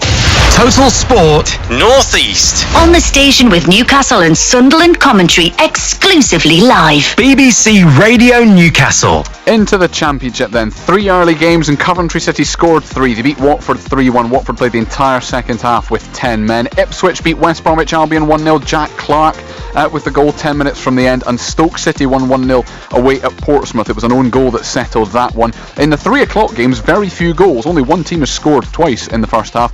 Southampton lead 1-0 at Blackburn through Leo Scienza after 25 minutes. Bristol City are 1-0 up on Birmingham. Derby County 1-0 up on Queen's Park Rangers. Carlton Morris after 10 minutes. No goals between Hull and Charlton, but Wrexham lead at the Riverside against Middlesbrough. Josh Windass after 7 minutes. It's also 1-0 for Millwall at home to Leicester City. Oxford United are the only team that I mentioned that have scored twice. They lead 2-0 at Sheffield Wednesday, the first match since they went into administration but also got rid of the owner they didn't like. But Sheffield Wednesday 0, Oxford 2 at half time. The final game in the Championship is Swansea 1, Norwich City 1. Total Sport North East. The Newcastle and Sunderland AFC podcast on BBC Sounds. BBC Radio Newcastle. Very few goals in League One, all told. So the early games saw Bolton win 1-0 at home to Cardiff City, a 94th minute winner. Mansfield 1, Wigan Athletic 1. Then the half times, the first 4 alphabetically, are all goalless. AFC Wimbledon against Burton, Barnsley against Rotherham, Leyton Orient against Lincoln, and Northampton against Luton Town. It is Peterborough 1, Blackpool 1. It's also goalless between Reading and Doncaster. Stevenage and Bradford City drawing 1-1 as well. And Wickham lead Huddersfield by a goal to nil. Alfie May sent off after 25 minutes for Huddersfield. Collie Woodrow getting the only goal of the first half about 7 minutes before half time. Total Sport North East. BBC Radio Newcastle.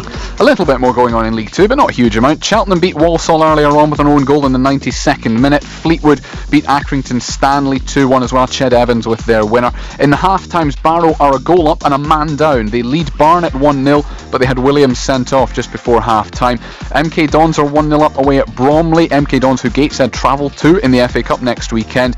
It's Crawley 0, Bristol Rovers 0, but Sparks has been sent off for Bristol Rovers. Crewe Alexandra 2, Grimsby 2, and only 2 goal scorers as well. Teshkell with both of Crewe's goals, Josh Walker with both of Grimsby's goals. It's Gillingham 1, Salford City 2, and Newport County lead 1-0 away at Harrogate. And then it's 3 0-0 draws at half time. Notts County against Cambridge, Oldham against Shrewsbury, who South Shields play next weekend in the FA Cup, and Swindon against Colchester is also goalless. The final game in League 2, Omari Patrick's own goal has given Chesterfield a 1-0 lead at Tranmere. Total Sport North East. Get the latest team news, score updates and post-match reaction on Twitter at BBC Newcastle. BBC Radio Newcastle. Into non-league in the National League then, the longest trip of the season. Truro City have come all the way up to Gateshead and lead 2-0 at half time. Earlier, York drew 1-1 away at Halifax, and speaking of long journeys, Carlisle have gone all the way down to Yeovil in Somerset this afternoon and are losing 1-0 at half-time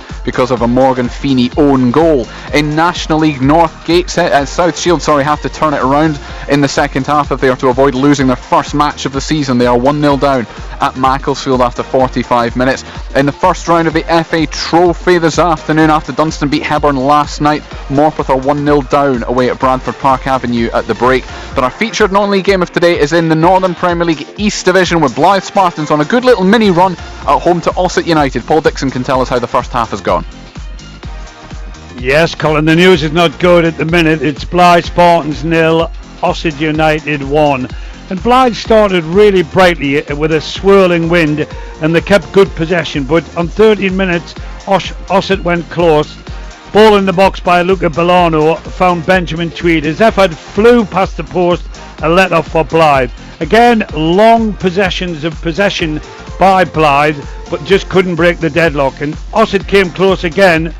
Benjamin Tweed shot, saved by goalkeeper Callum Dobson in the Blythe goal. But Blythe nearly took the lead, nearly broke the deadlock. A great run by Matthew Slocum, their captain.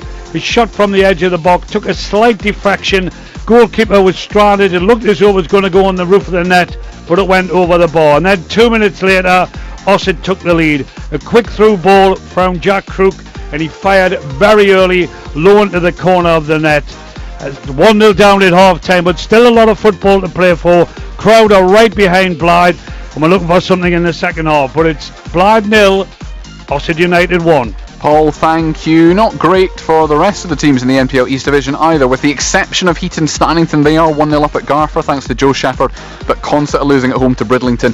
Blythetown are 2-0 down away at Matlock. Ashington drawing 0-0 at Grimsby Borough. We'll do the local football roundup as always at 5:45. But in Rugby Union's Premiership, Newcastle Red Bulls are at Harlequins. Dean Gray can tell us how that one is looking at half-time, or I could just sum it up and say it's terrible, Dean. Yeah, Colin, the latter would be more accurate. It's bitterly disappointing is the way I described it. Newcastle came here after an improved performance last week, although they lost the game. They seem to be moving in the right direction. They've been decimated by a Quins side who've had a try disallowed but still managed to score 5 tries in the first half, all converted by Marcus Smith. A lot of them from moving the ball around the field, hitting the wider channels, as my co-commentator Tamara Taylor, former England players, pointed out a lot on the right hand side of the field. Newcastle just haven't had an answer at all to what Quins have thrown them this afternoon, and at times have looked rudderless. So a step backwards in terms of Newcastle Red Bulls. They're just coming out to start the second half, Colin, as we speak. They will need a vastly improved performance to claw anything or to claw the way back into this game in any way, shape or style. You would imagine the game is gone. It's now about performance second half and trying to get a try or two. Thank you, Dean. If you want to listen to the greatest comeback in the history of sport, the commentary is on the BBC Sport website and app. Conspiracy theories really can impact the way the world works. Disinformation. You think you're winning. There could be 1,000 deepfakes. But it's because of you we work 24/7 to verify the facts with digital tools and reporters on the ground. BBC News, Moscow. Roger. In the West Bank. So, no matter how quickly disinformation spreads, we'll be ready. The fight for truth is on. Trust is earned. This is our BBC. And this is BBC Radio Newcastle. Newcastle United leading Fulham by 1-0 at half-time. It's Chelsea 1, Sunderland 1. Back with our commentary teams in a couple of minutes' time. But I want to tell you about cycling first, because it was a successful night for Great Britain and for the North East at the Track Cycling World Championships in Santiago in Chile. Josh Charlton from Sherburn in Durham took a gold medal in the men's individual pursuit. It's GB's first title in that event since Bradley Wiggins won it back in 2008. And afterwards, Josh had a chat with the BBC's David McDade. Josh, World Individual Pursuit Champion. Last year it was silver in this event. You've upgraded to gold. How satisfying is this win tonight? Oh, it's incredible.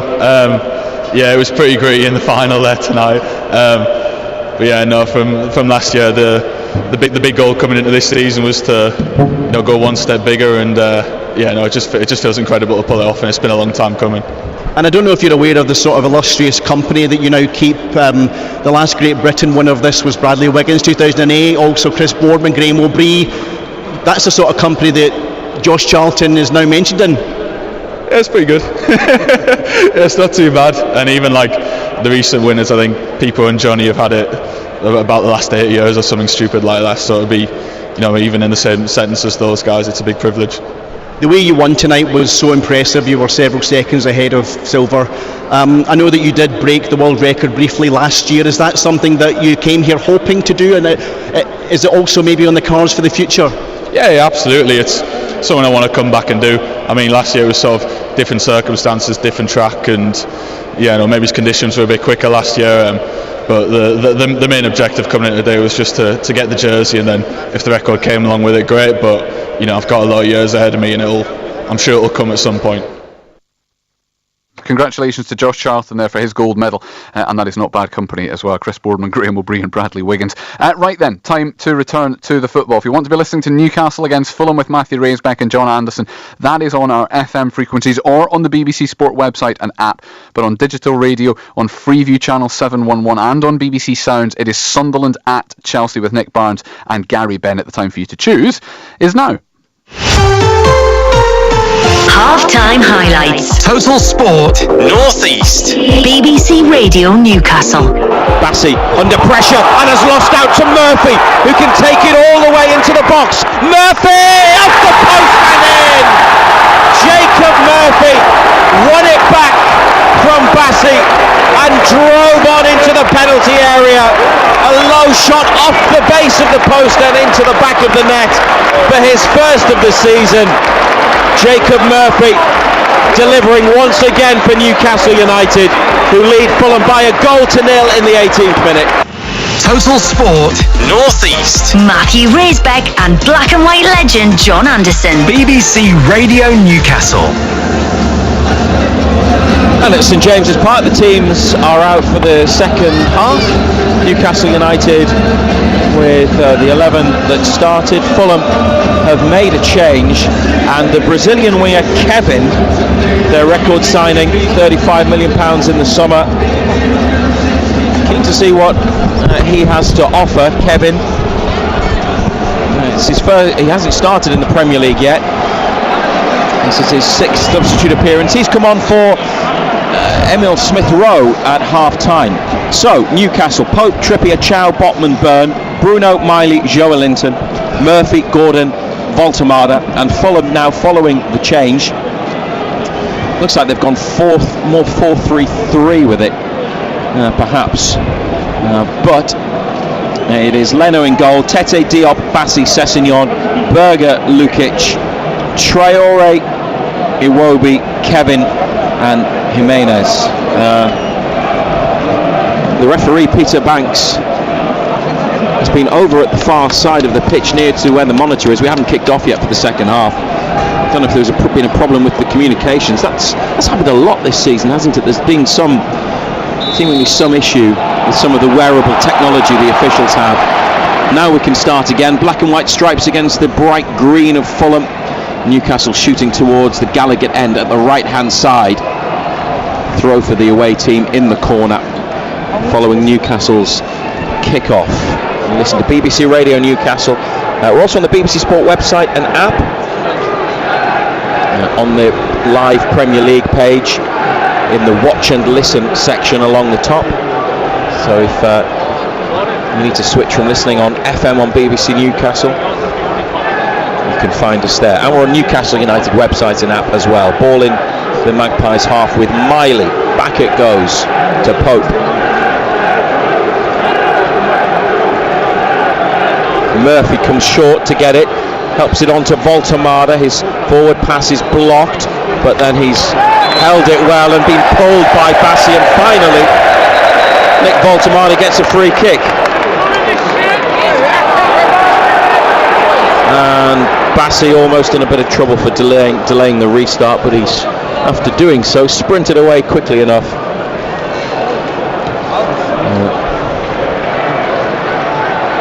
To evade the referee. They've switched it. Gordon to Joelinton, back again, but it's won by Lukic and helped on by Jimenez to Iwobi, and wide to Sasha Lukic for Fulham. Up the right wing they go. Kevin on the edge of the area wants it, but it's played back instead to Berger. Sessegnon here, off balance and out of play with the cross.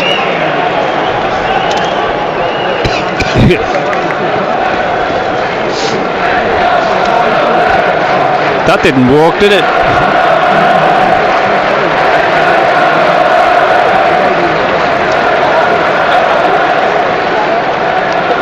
What needs to be different or better, John Anderson, second half? Just need to be better with the ball, especially playing out from the back. We're giving it away a lot, playing out from the back. Botman in particular, I know he wants to play all the time, but there's a time when it's got to go. Just with the pace that you've got up front, just use it. Just go long over the top. No harm in that.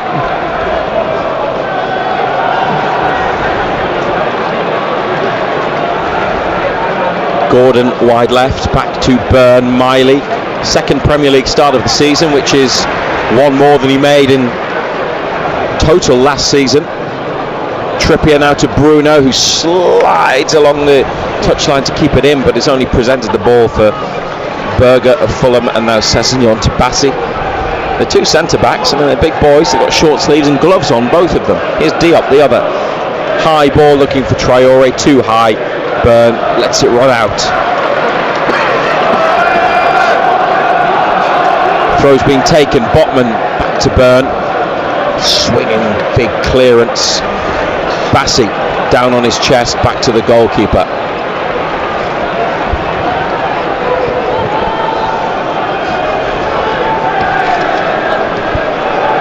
Only one goal in the game, and it's Newcastle United's through Jacob Murphy,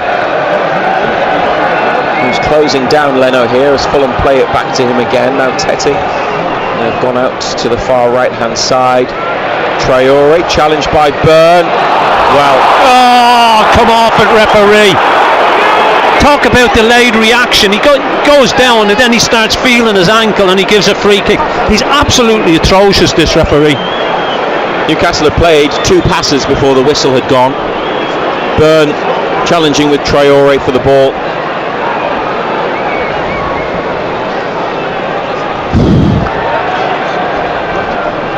From the Newcastle point of view, it's been another frustrating officiating display from Peter Banks, who, remember, wasn't supposed to be the referee. He was supposed to be 4th official. Sessegnon to Iwobi, who's come back to his own box, gives it to Bassi. Chow heads forwards. Miley. They say that Miley was fouled. Referee predictably doesn't agree, and Bruno manages to keep them in possession, looking for a return ball to Murphy, and they get a free kick. And he's absolutely useless, this referee. He really is. Tyndall is applauding on the touchline, it may be slightly sarcastically. Bruno adjudged to have been fouled there by, who's that? It was Bassi, coming in, and he's given him, fair, he has banged into Bruno. It's a free kick right of centre, 10 yards from the penalty box. They wanted one for the challenge on Miley, didn't get it, then they got one. Barnes and Tonali sent out to warm up. 5 minutes gone in the second half. Elanga and Ramsey join them up the touchline. It's a nice applause. Trippier's free kick touched back to Murphy, who curls it in. It was a flat one, looking for the feet of Voltemada, and now Murphy breaks a block challenge, and Newcastle say it hit Kevin on the hand. He's allowed to play on. Referee and assistant didn't give anything. Switch of play, left wing to right wing to Jimenez, and from a free kick on close to the edge of the Fulham penalty area, a few seconds later Newcastle are having to defend. Traore level with the penalty spot. Back to Berger, he's got room for the shot if he wants to take it on, carries it into the box, then crosses, Botman diving header clear, Voltemada bundled over, and finally Diop on Voltemada. That must be the 4th or 5th one, leads to Newcastle United getting a free kick. Fulham then kick the ball away, to the frustration of supporters. The assistant referee telling the Newcastle bench to calm down. Jason Tyndall is in the ear of the 4th official. Bruno on to Joelinton. Free kick taken through the middle of the pitch. Back to Chow. Carries it, gives it to Trippier, gets it back. Malik Chow, back heel off Berger. And it's a throw that's gone Newcastle's way, although they started to give it Fulham's way, the assistant, and then changed his mind. Trippier with a throw to Joelinton.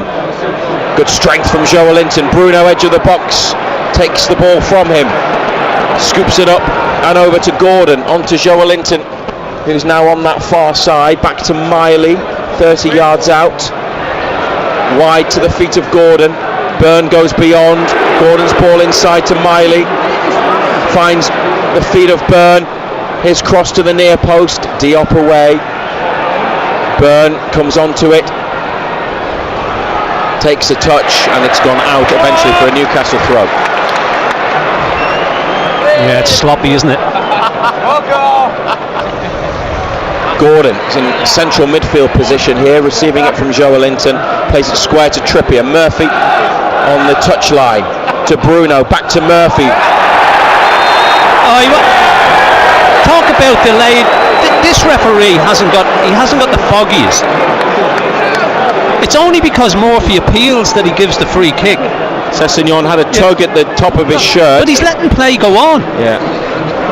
And then Murphy stopped and flung his arms up in frustration. Referee had a look and then blew. Marco Silva threw his arms out at the referee in frustration at that decision. 54th minute. Just more of the same, isn't it? on the pitch in terms of the players and the officiating.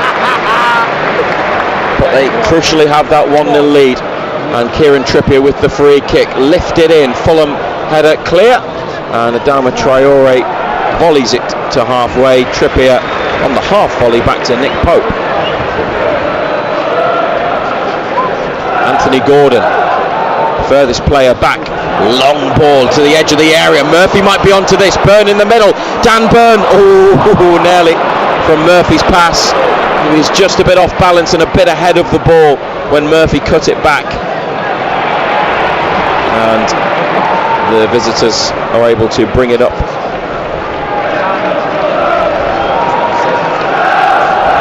To halfway, where Iwobi, who's starting to see more of it, passes it to Kevin. Didn't fancy that with Trippier, did he? And the Newcastle man won the ball, but from the challenge it ran back to Fulham. And here's a pass out to the left corner for Raul Jimenez, inside to Kevin, who's got space in the penalty area. And the cross is too far ahead of Traore coming in at the back stick. It's awful. Thankfully he's got that all wrong.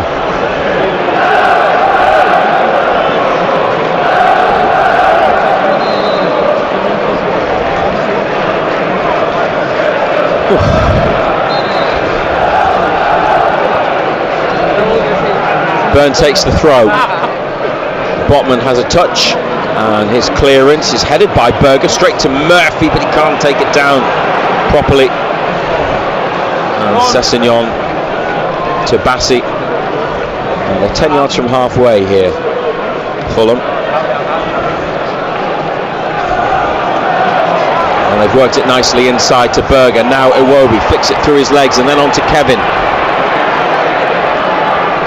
That's a better ball this time. Is it in? Well, it is now. The first one hit the underside of the bar and came down, and Fulham celebrate because on the follow-up it's been put in by midfielder Sasha Lukic. Newcastle have a player down in the goal mouth. Fulham have equalised in the 56th minute. Kevin, the half-time substitute, with a better ball in this time, and it was met by a player in green. It crashed off the underside of the bar, then it was put into the net. Newcastle United 1, Fulham 1. They've been pegged back. Well, they worked it well, didn't they? This occasion, Kevin, we spoke about his poor ball the first time. It's a great ball in. The first one didn't cross the line, and then it was Lukic making the challenge, but he has caught Sven Botman. There's no foul though. Yeah, Botman's down and is hurt. Lukic just beat him to the ball on the line and headed it in.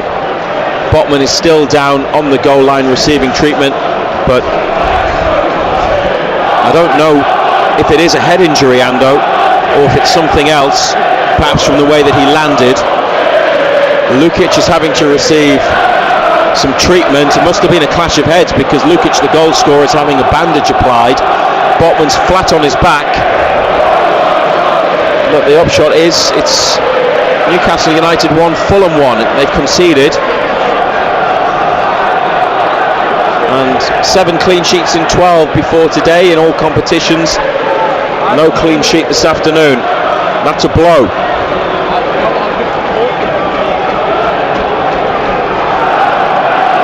Match hasn't restarted because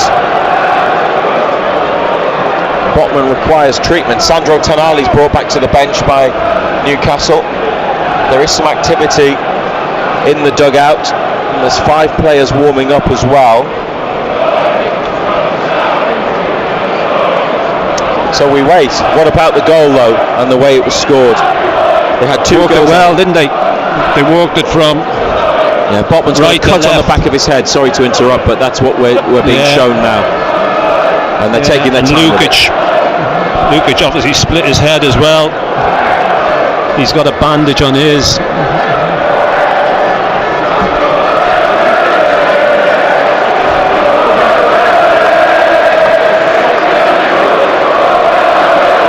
The doctor is talking to Eddie Howe.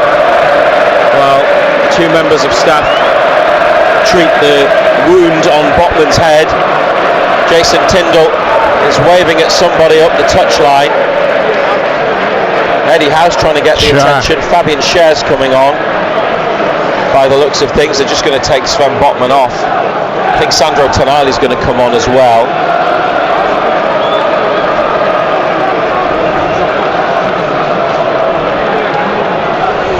Scher missed a couple of matches because of a head injury of his own. Came on in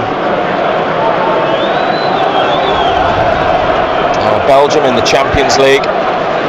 We're also going to see Harvey Barnes. Going to be, looks like a triple change.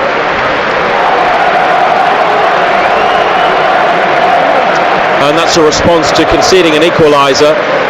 It's a weird feeling around St James's Park. Botman is walking off the pitch, but he's got a head wound, and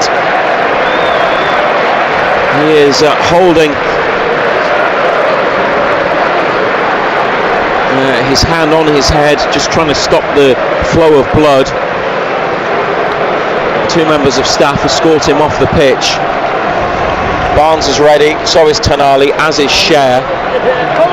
But a weird response to conceding a goal with a player down with a head injury and the Fulham goal scorer injured as well. In that moment, he can come back on, Sasha Lukic, and the match hasn't restarted. We're on 60 minutes now, and the goal was scored almost 5 minutes ago. Yeah, it seemed to take forever for them to make a decision whether he could carry on or not. It's obviously deep cut, needs stitching, you would think. Scher on for Botman, Barnes replaces Murphy, and Miley, you would think, would be the player going off for Tonali. Let's see. Yes, it is. After illness, Sandro Tonali returns. Triple change.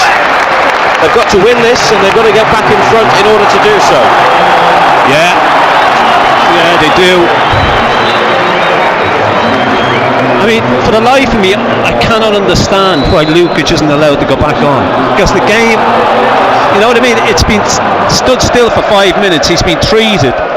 Surely he should be allowed to go back on. Well, it's 30 seconds after treatment, but yeah, I mean,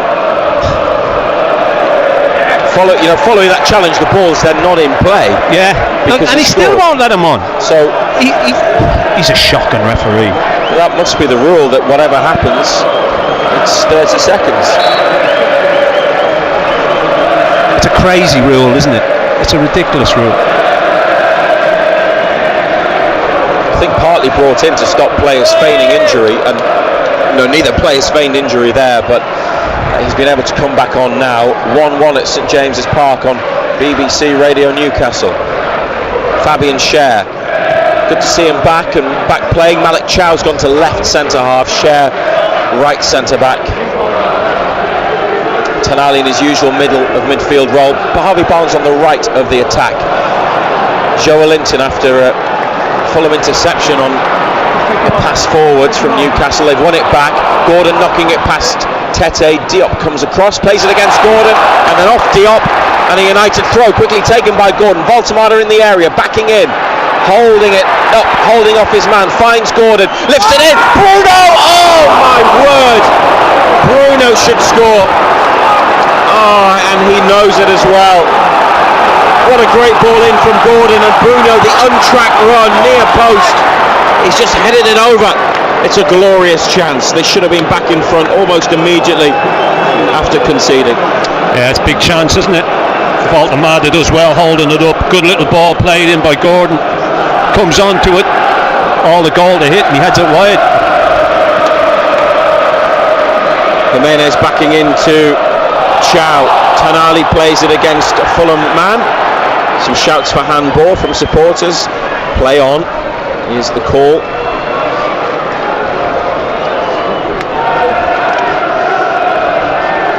Here's Traore. Carries the ball across the middle of the pitch from right to left, and Kevin played off Barnes, and it's gone out next to the corner flag. Fulham throw. Gateshead have pulled one back against Truro. Kane Adom for Gateshead, who now trail 2-1 at the International Stadium.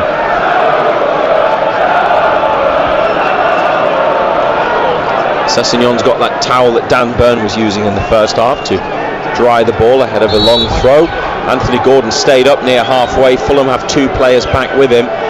Sessegnon's throw headed across the box, and it might run for Bruno. He gets there first.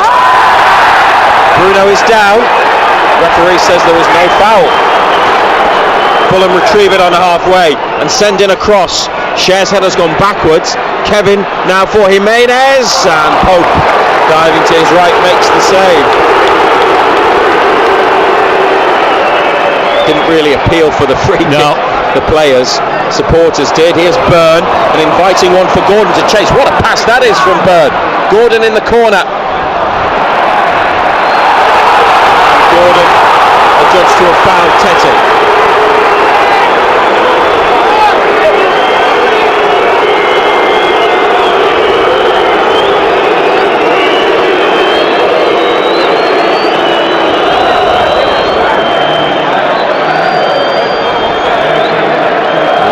For Fulham with the free kick last season in this fixture. Match was played in February. Jacob Murphy had Newcastle in front at half time. Fulham turned it around to win 2-1 with a couple of second half goals. They don't want the same to happen again today. Here's Byrne under pressure from Traore. He's on a throw. He's facing his own goal, the big man.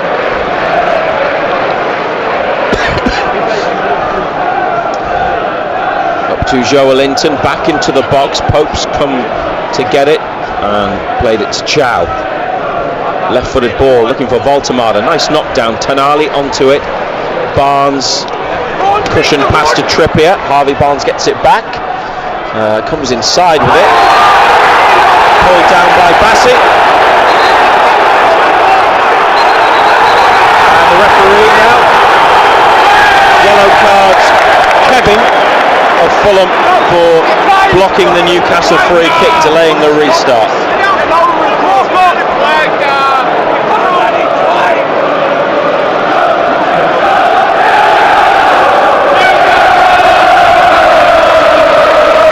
Crowds angry with the referee, finding a bit more noise.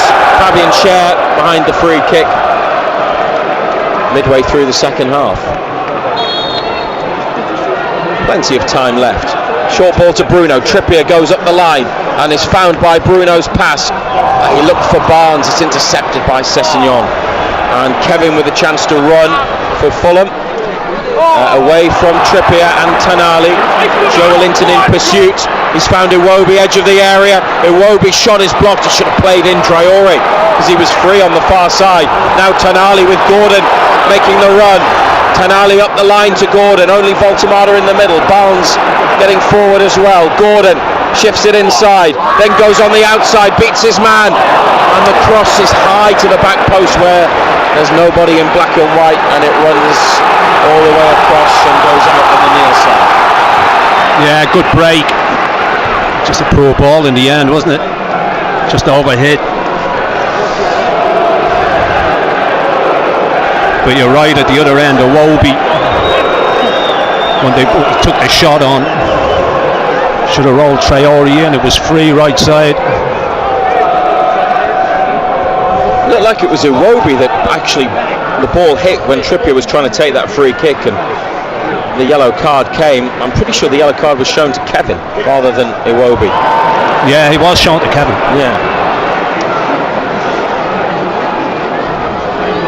Fabian Cher forwards, but straight to Leno. Tete and Diop under pressure from Joelinton. Out it goes. It's Fulham's ball.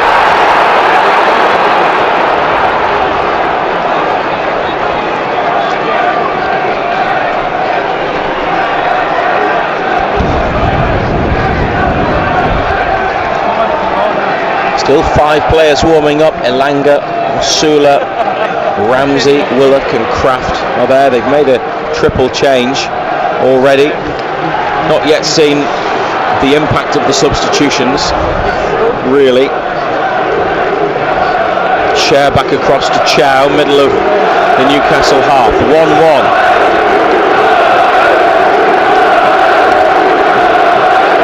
Bruno, that big chance with the header that he missed the target with. Lovely ball in from Gordon, wasn't it? And good from Baltimore in the build-up. Chow on the ball. Trippier wants the diagonal played. He's holding his run. The ball doesn't come. It's just going square between centre-backs. Now up to Joelinton facing the Newcastle goal. Tonali here, in behind, looking for Byrne, but a good recovery from Tete to head clear. Joelinton now onto Gordon. Barnes could be played in. Gordon onto Barnes, wide left. Tete, sliding challenge, has done very well there, Tete. Fulham play it inside. Bruno slides in, and the ball runs for Berger. Newcastle unlucky there that it's come straight back to Fulham. Iwobi to Kevin. Running at Trippier, into the box, Kevin wins a corner.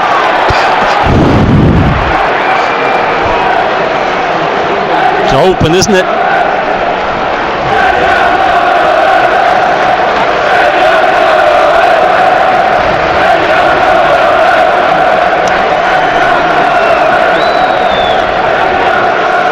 $69 minutes now to 70 minutes.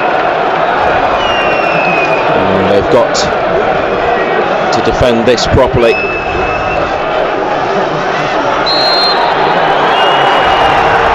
Referee telling Fulham to hurry up with the corner. Lukic with a black bandage round his head.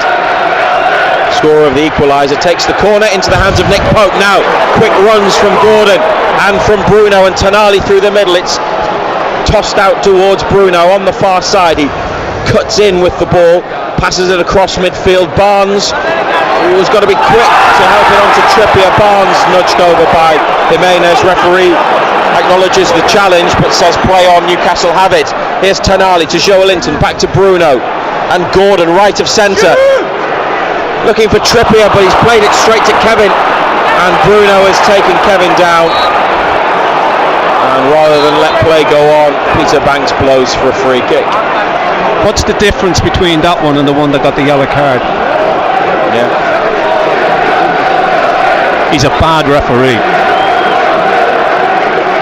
I mean, this is the third time we've seen him, and he's been awful in every game. Fulham will be delighted with their second half performance.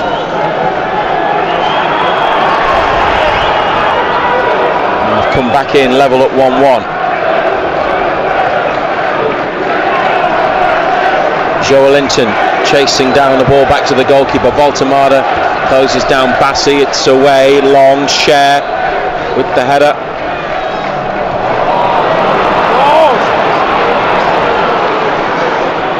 And Iwobi now to Lukic, just outside the box. Does he fancy a crack?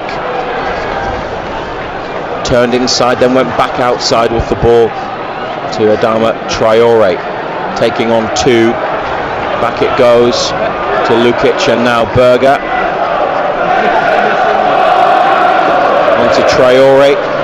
Has to shift it away from Byrne. Bruno's won it on the edge of the box. And played a pass to Gordon. He goes on the outside of his man. Tete comes back inside. Referee allows play to go on. Advantage played because Gordon's done brilliantly and found Barnes. Trippier going on the outside in support. Barnes into the area. Barnes trodden on the ball. Barnes on the edge of the box, stood on the ball, and Kevin for Fulham carries it up to halfway. What a ball that is. It's a great crossfield pass from the Brazilian. The 22-year-old has enjoyed himself since coming on.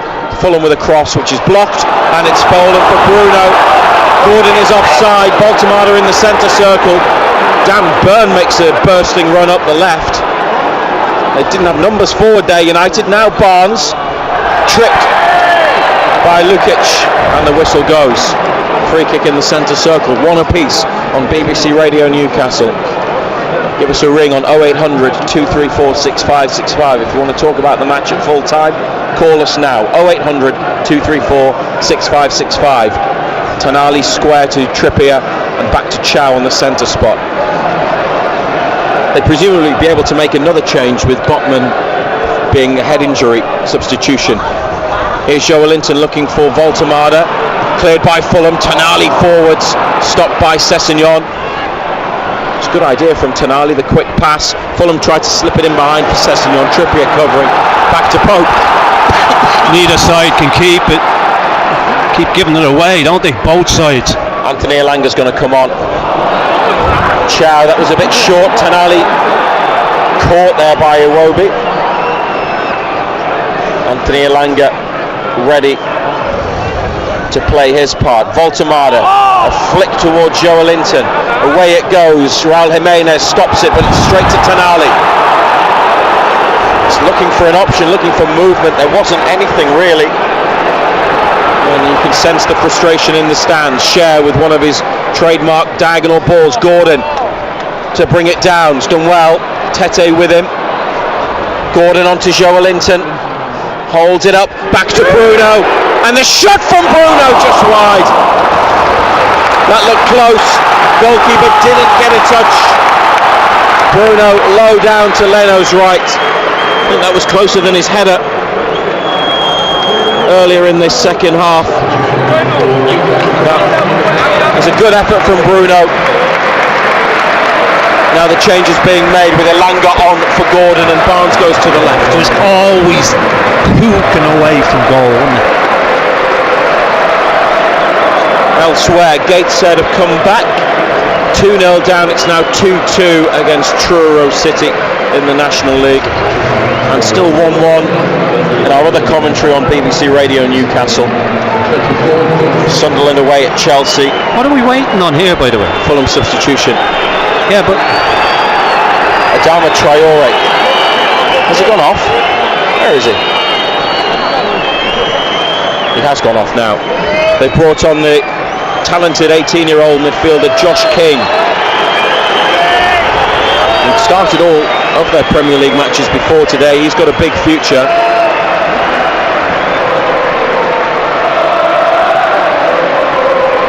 A lot of excitement about him at Fulham.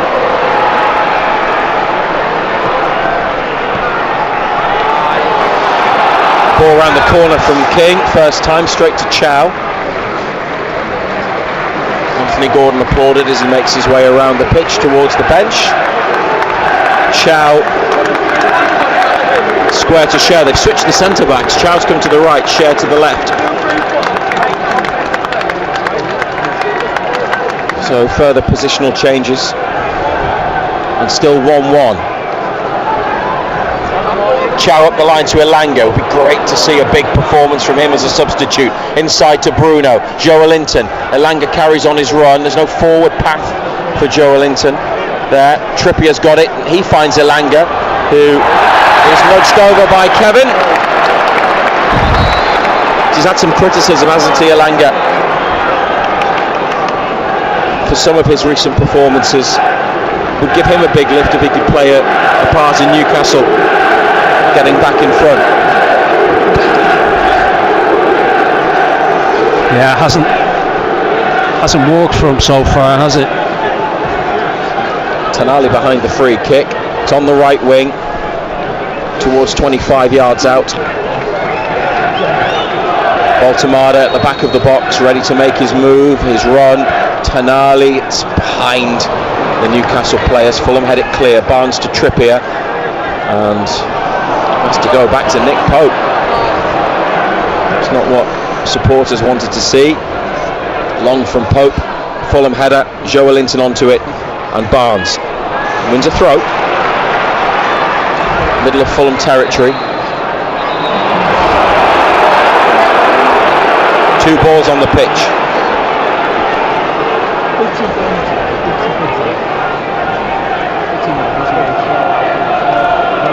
Dan Burn with a throw, looking for Voltemada. It looks like he slipped, if anything, at the edge of the area.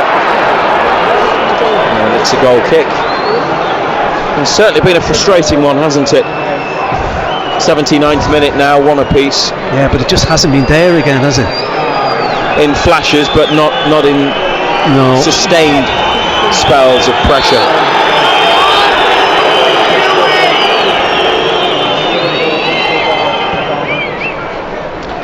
Leno onto the head of Trippier, and that's found its way to Joelinton, but Fulham have it back on the far side, on halfway. Iwobi here.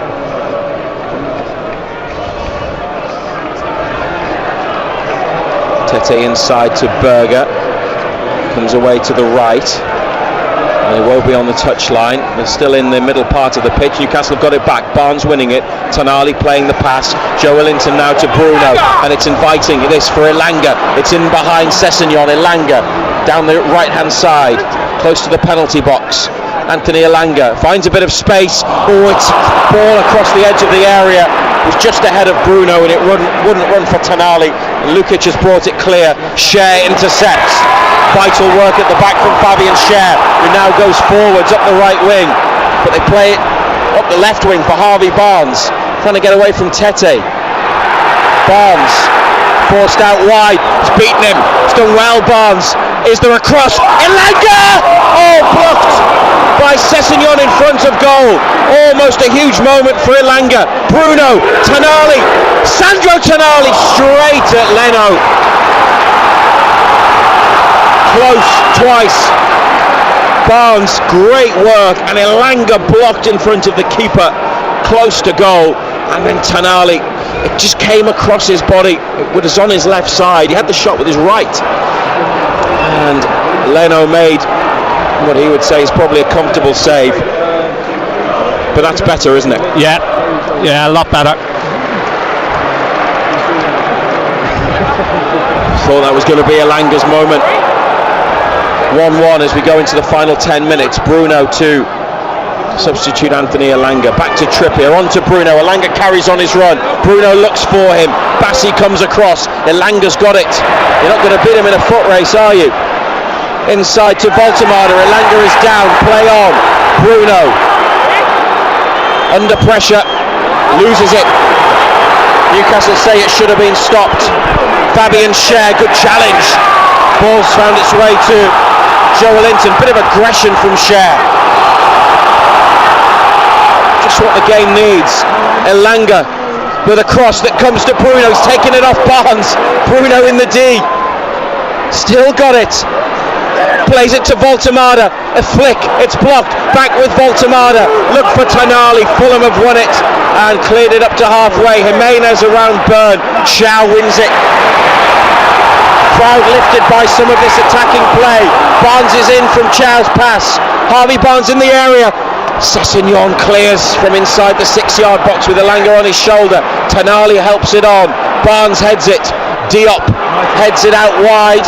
He's kept it in, prevented the corner, and that's great defending. Cleared up the line by Fulham. Chow slides in and then gets up and plays it back to Schär. Good work by Malik Chow. 8 minutes of normal time remaining. Elanga to run at Sessegnon. Goes on the outside.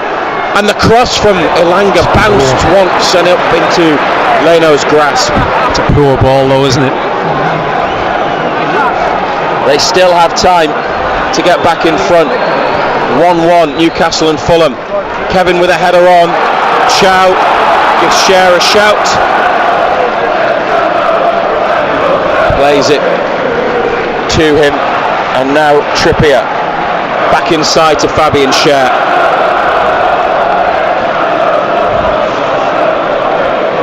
Trippier up the line to Elanga. He's got two on him. Back to Schär it goes. Then Trippier inside behind Chow. Pope comes to get it. Plays it on into the path of the defender. And he carries it up to halfway where Tonali comes to get it from him. Lifted over into space for Elanga in the right corner. Sessegnon with him. Elanga to Bruno, corner of the box. Bruno shifts it, then turns back to Elanga in the penalty area. On the outside to Trippier, the cross hung up, header from Joelinton, side netting. Well, what a wide. Everybody around us got up to celebrate. The net bulged, but from the outside. Joelinton, back post. Lovely cross hung up by Trippier. Joelinton getting above his man. Heads it into the side netting. Another big chance, isn't it? It's not the most favourable angle for the header, is it? But you expected him to do better. Maybe. Newcastle United 1, Fulham 1. Sasha Lukic, who scored the equaliser, is being replaced by Tom Kearney in central midfield, with 6 minutes of the 90 remaining on BBC Radio Newcastle. Could be about 10 minutes added. Oh, but you never know with this guy, yeah. Could be anything, and you wouldn't be surprised. Trippier pushed over by Kevin. Free kick at right back for Newcastle United. William Osula ready to come on next.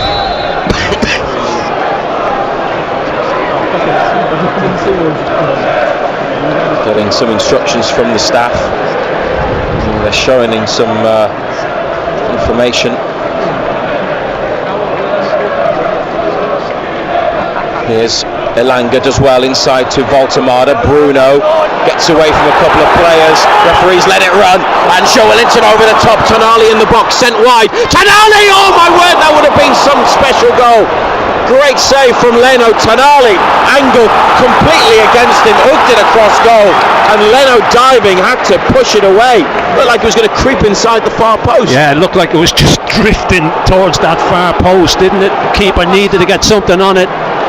They really are threatening. Tonali lets the cross from Elanga run, but it's away into midfield now for Fulham, who've been able to bring it clear, and Kevin carrying it up this near touchline, and it's gone out for throw. Change ready to be made, and Nick Voltemada comes off. William Osula on 86 minutes comes on. Hit the post in the first half. Snapshot following a set piece delivery.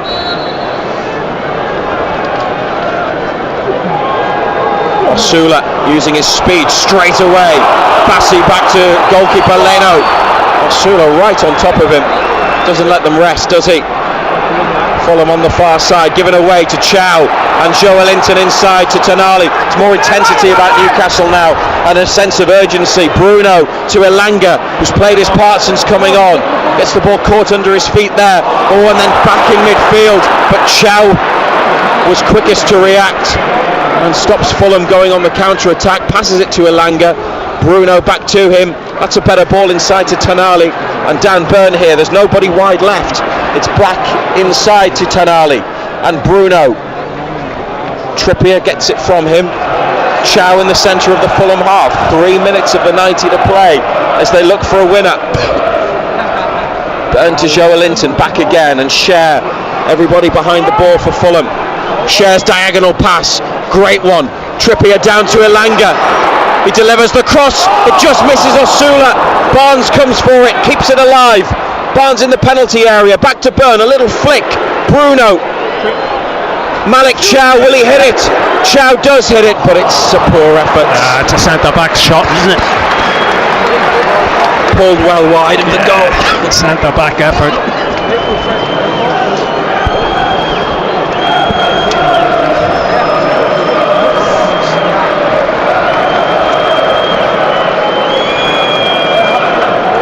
Well, they may need the additional time to try to win this. They certainly must not lose it. Fulham equalised in the second half through Lukic after Murphy had put Newcastle ahead. Still 1-1 Chelsea against Sunderland. Chow here using size and strength to hold off King at the edge of the box. He's given it to Pope. Burn up towards Barnes, tries to take it on the outside, wins a throw, still in his own half of the pitch.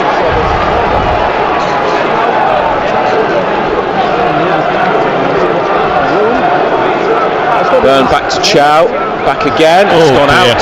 They've got that all wrong between them.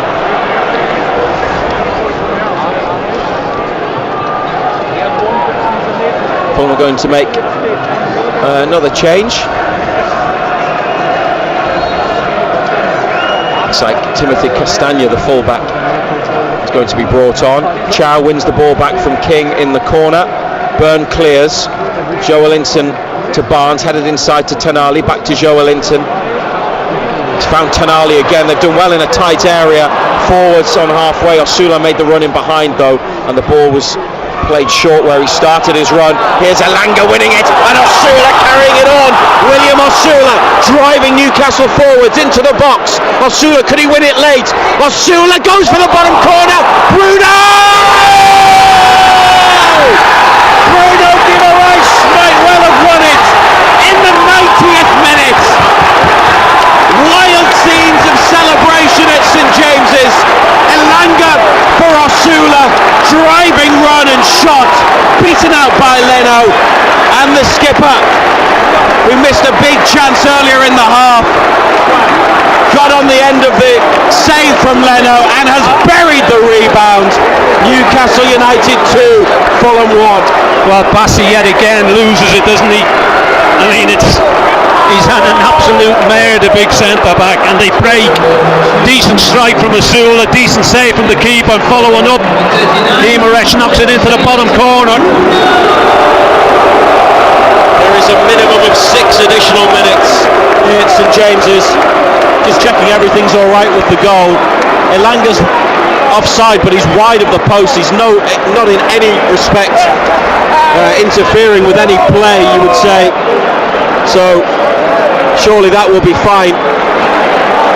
Osula skipped inside, left-footed shot, got plenty behind it.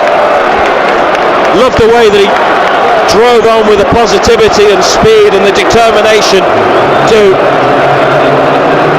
make something happen. And Bruno is there, and the captain, who is having a good season,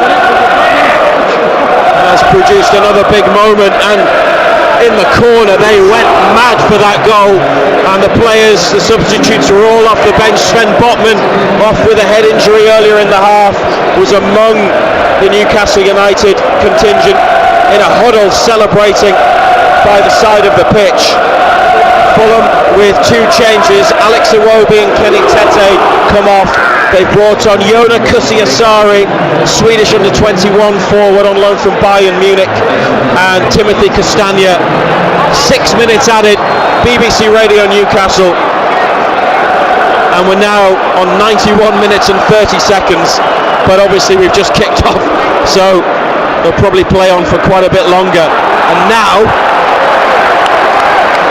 it's not about trying to seek a winner, it's trying to make sure that they get across the finishing line with 3 points. Maybe they could go and get a third goal. Wouldn't necessarily bet against it. For the last sort of 10-15 minutes, it's been mostly Newcastle, hasn't it, on the attack, Ando, they've had quite a few chances and moments.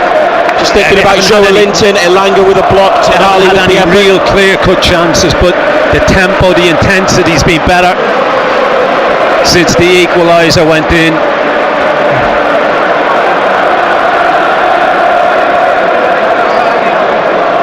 Fulham with Berger back to his goalkeeper. And from outside the box, Leno clips it to this near side. Big header from Trippier. Tonali flicks on, it's just away from Joelinton. Diop lets it run, finds some space. Castagna here, the former Leicester defender, inside to Berger. Diagonal ball towards Kevin, who chests it, but he's lost it to Trippier, and Kieran Trippier brings it away. This is not about protecting 2-1, this is looking for maybe 3-1. Elanga holds it, just keep it, back to Share. Kevin was down, but picks himself back up. Trippier on the ball. Bruno looks like he's going to make a run up the line, gets it from Trippier, plays it off Bassi, and for a throw, and lifts his arms up in the direction of the fans. I know you're not a lover of that sort of thing, but he gets a response every time he does it. He might have won his team 3 points today with that late goal. Trippier's throw to Elanga in the corner, 2 with him, and Elanga's been dispossessed by Sessegnon. Tonali's won it back, and it's a whistle for a foul by Elanga after the ball was played in the corner. Fulham free kick, 94th minute, but I think we could play on to 98 minutes. I know you don't feel totally secure in the hands of this officiating team. Fulham back to Leno, and out of play at the near side. Trying to get it quickly to Bassi.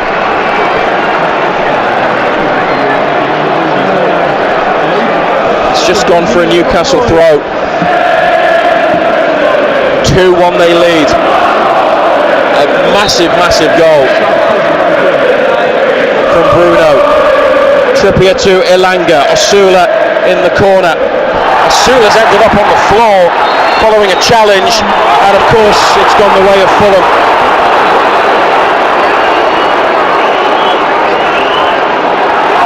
Leno's taking it from about 10 yards inside from where it should have taken place. Newcastle have got a late goal, so have Sunderland at Chelsea.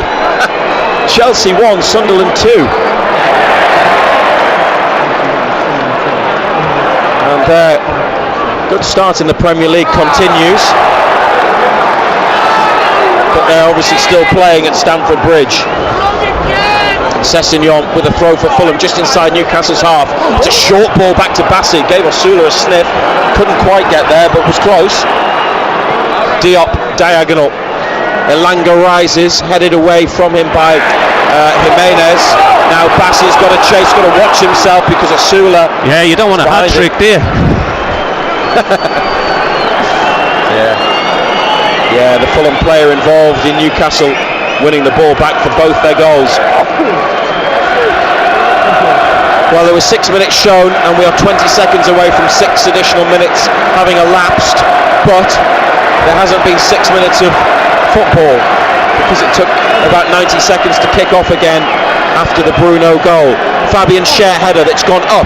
Fabian Schär second header straight to Bruno. Trippier, now Joelinton. Could they play forwards and finish it with a third maybe? Back to Byrne. Barnes wants it in behind, and he's going to make the run, Harvey Barnes. It's his former Leicester teammate Timothy Castagna who's there first, and a Fulham throw taken by Castagna. We're into minute 7 of additional time. Oh, they've done it again! Osula, edge of the area, a step over and around Diop. Tonali in the middle. Osula wins a corner. That'll do.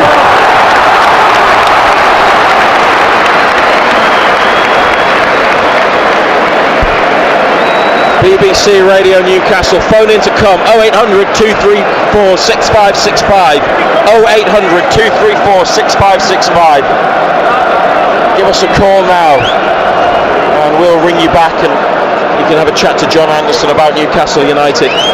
Post-match interviews to follow. The 7th minute has gone. They've got 3 players there in the corner. Ball's back in play, and it's out for a United throw. Castagna arguing with the referee. Byrne to Joelinton, given away up the line from Fulham, and chance for a break here. Looking for Jimenez. Fabian Schär across.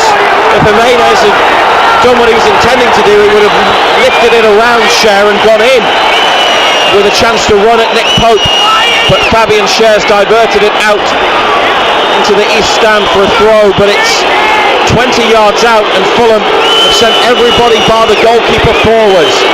They've got to stay tight here, Newcastle. Almost 8 minutes played. Long throw, in it comes, headed on. Elanga's header, free kick given. The referee, who so long wasn't giving them anything, has spotted a foul in the box, and now blows for full time. Oh, what a relief for Newcastle United. It looked like there was going to be further frustration, but Bruno won it in the 90th minute.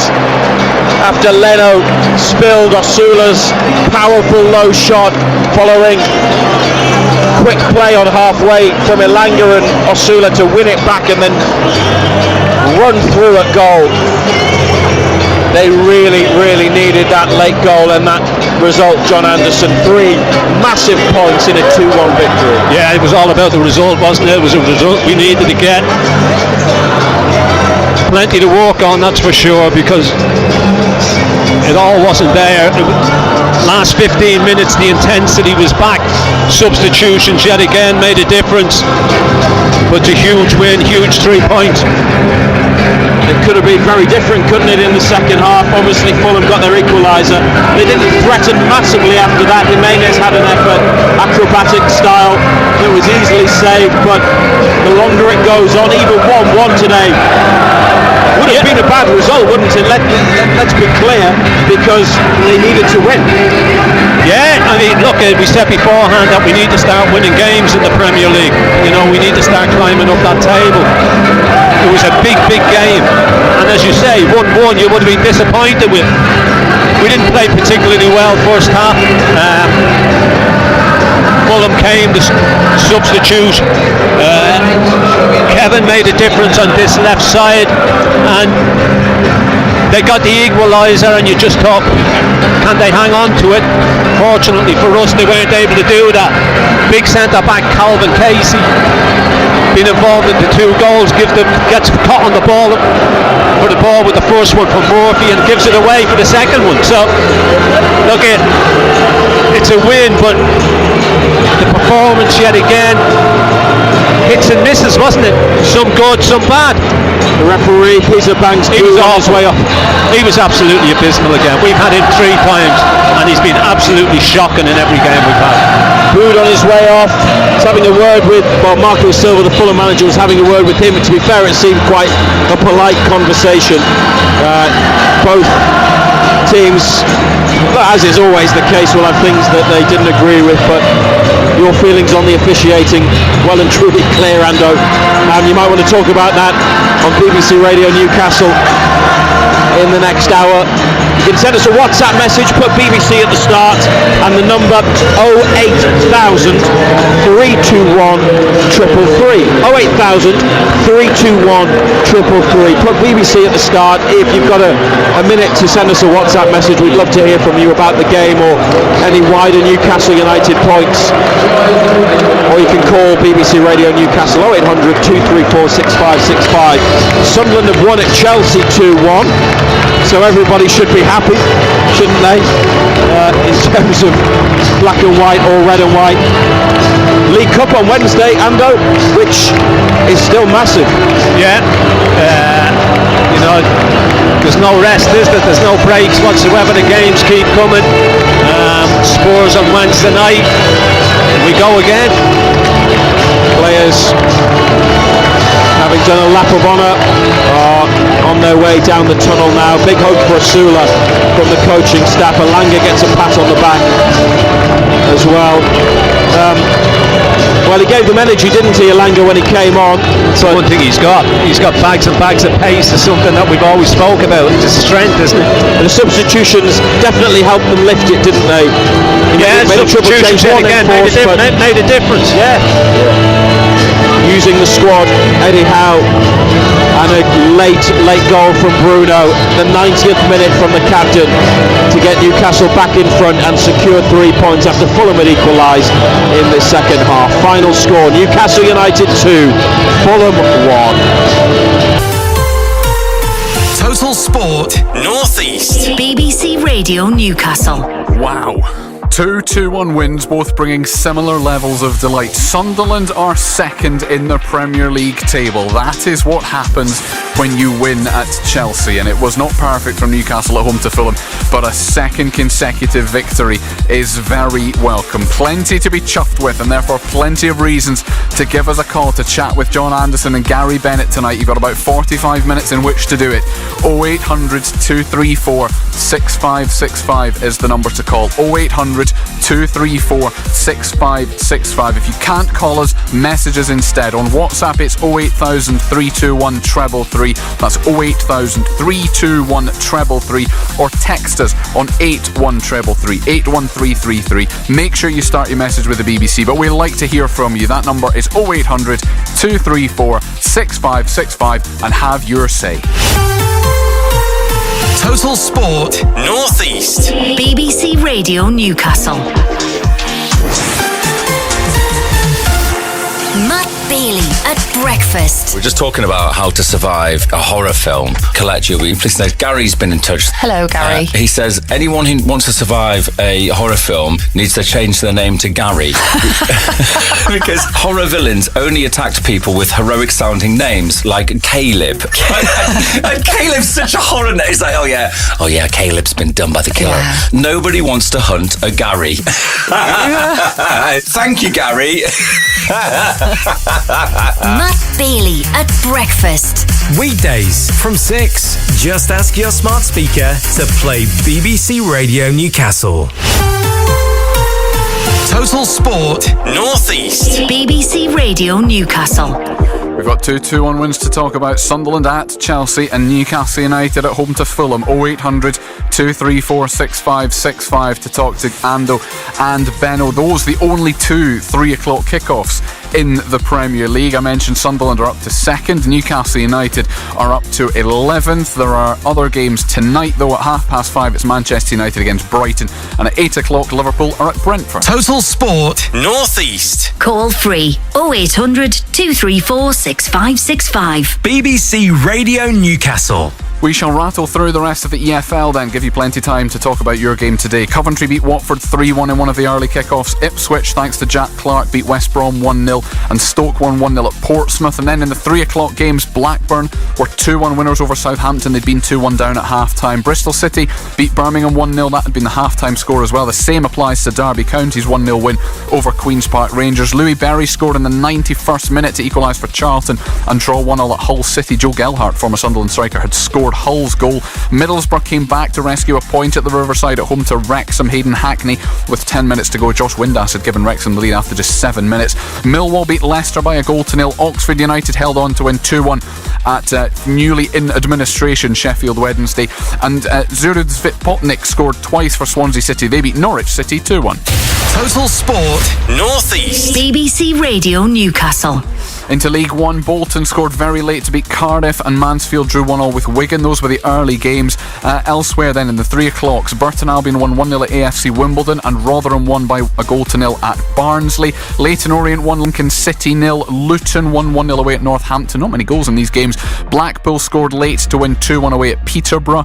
It finished Reading 1, Doncaster Rovers 1, and Stevenage 1, Bradford 1. And the final game in League One was Wycombe Wanderers 3, Huddersfield 0. Total Sport North East. Get the latest team news, score updates and post-match reaction on Twitter at BBC Newcastle. BBC Radio Newcastle. In League Two, Cheltenham scored through an own goal in the 92nd minute to beat Walsall 1-0, and Fleetwood beat Accrington Stanley 2-1. Those were the early games. In the 3 o'clock games, Barrow, despite having a man sent off after 40 minutes, drew 2-2 at home to Barnet. Bromley scored late to beat MK Dons 2-1. Crawley were 4-0 winners over 10-man Bristol Rovers. There was a hat-trick for Tesgell as Crewe Alexandra beat Grimsby 3-2. Salford City won 2-1 away at Gillingham. That had been the half-time score as well.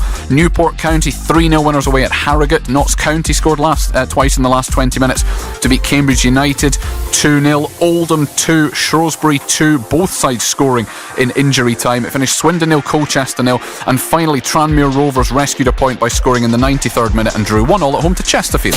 Total Sport North East. On the station with Newcastle and Sunderland commentary exclusively live. BBC Radio Newcastle. Into the National League, Gateshead scored twice in the second half to come back from 2-0 down at half-time against Truro City and draw 2-2. Kane Adom and Frank Nubley with their goals. York City had also drawn on the road earlier today away at Halifax, and Carlisle, who'd gone all the way down to Yeovil Town, come back with a draw, 1 apiece.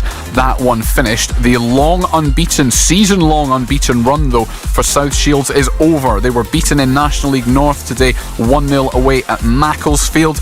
In the FA Trophy first round, Dunstan had beaten Hebburn last night in the derby. The other team of ours involved today was Morpeth, away at Bradford Park Avenue. They equalised in the second half through JJ Hooper. It was 1-1 after 90 minutes and it went to penalties, but they were beaten. So Bradford Park Avenue winning that shootout 4-2, and it is just Dunstan who join South Shields in the second round draw on Monday. Our featured non-league game today, though, in the NPL East Division, Blyth Spartans have had a good week so far. They were at home to Ossett United this afternoon. How did it finish, Paul Dixon? Well, it's a disappointing finish, really, Colin. It's finished Blyth Spartans 1, Ossett Town 2. And really, Blyth, for me, should have had something out of the game, but it finished a late goal. It started off, though, on 32 minutes when Ossett went ahead. A quick break, and the impressive Jack Crook, who from just inside the box fired low into the corner of the net. A good finish, 1-0 half-time to Ossett. But Blyth came out the second half and had a real go. And on the hour, it really should have come to ones each. Patrick Lafferty found striker Aristor, who from a difficult angle fired just over the ball when it looked as though the ball was going in. But then on 66 minutes, substitute Aaron Wearmouth was fouled in the box by captain of Ossett, Sam Pashley. Referee pointed straight to the spot, and there was Aristor to blast the ball high into the roof of the net to make it ones each. And Blyth were on top then, but then Aaron Wearmouth was injured and was needed to be carried off, and it was about a 10-minute delay, and that really affected Blyth. They fell asleep for in 84 minutes. The ball should and could have been cleared in the box. Fell to their captain Sam Pashley, who volleyed the ball high into the roof of the net to make it 2-1 to the visitors. A disappointing finish for Blyth Spartans, but for me they deserve something out of it. But that 10-minute delay definitely affected them. The final score: Blyth Spartans 1, Ossett Town 2.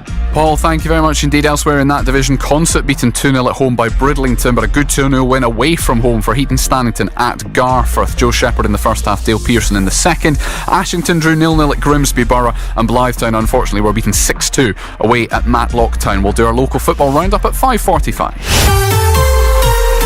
Total Sport North East. Call free 0800 234 6565. BBC Radio Newcastle.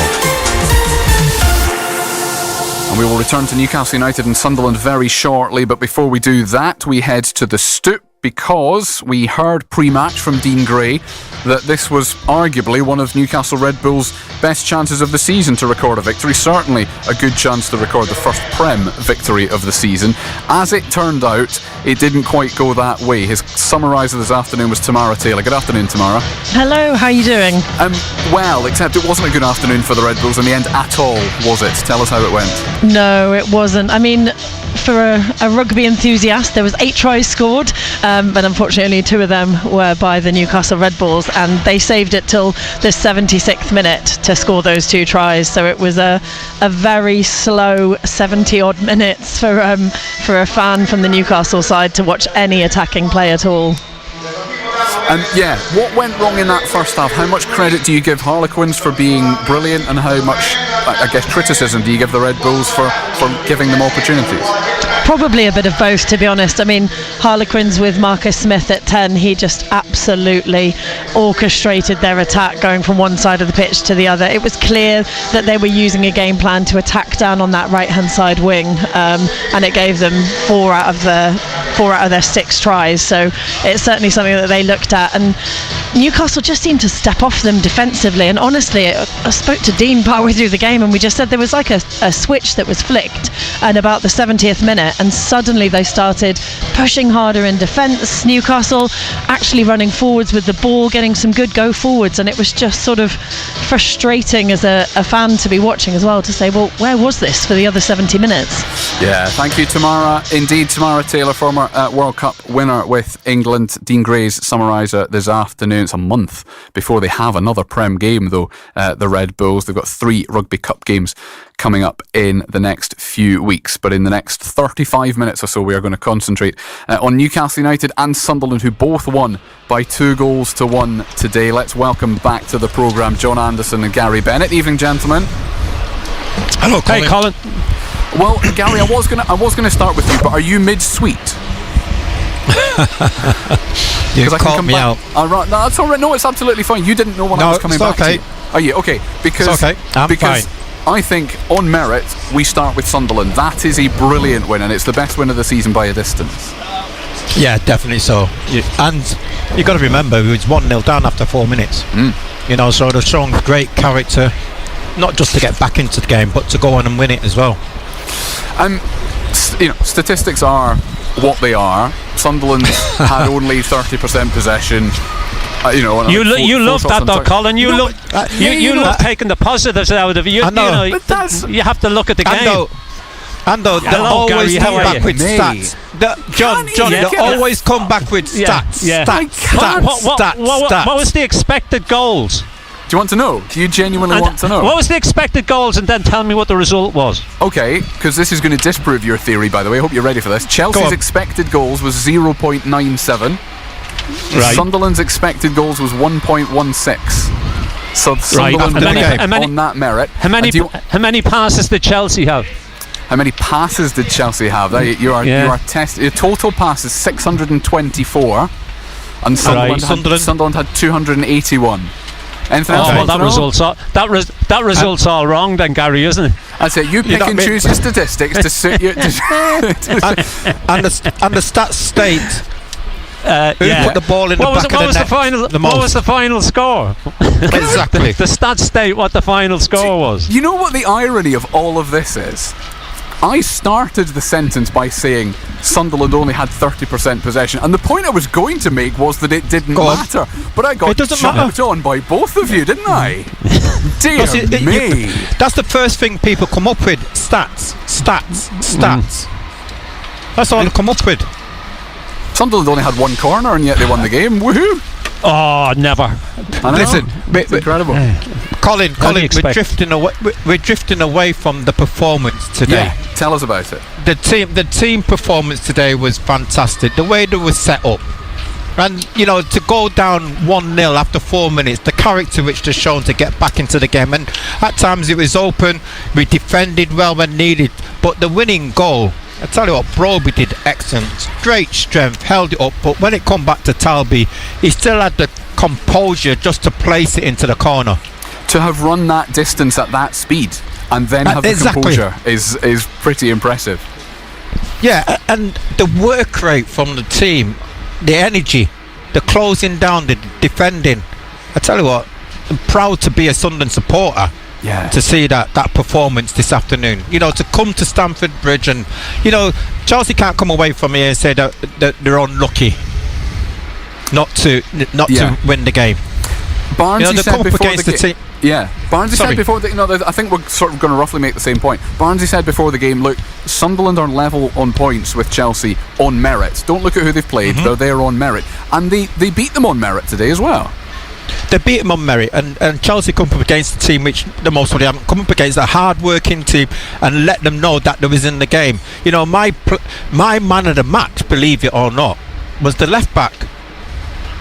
Yeah, Reinildo. He was absolutely unbelievable at left back.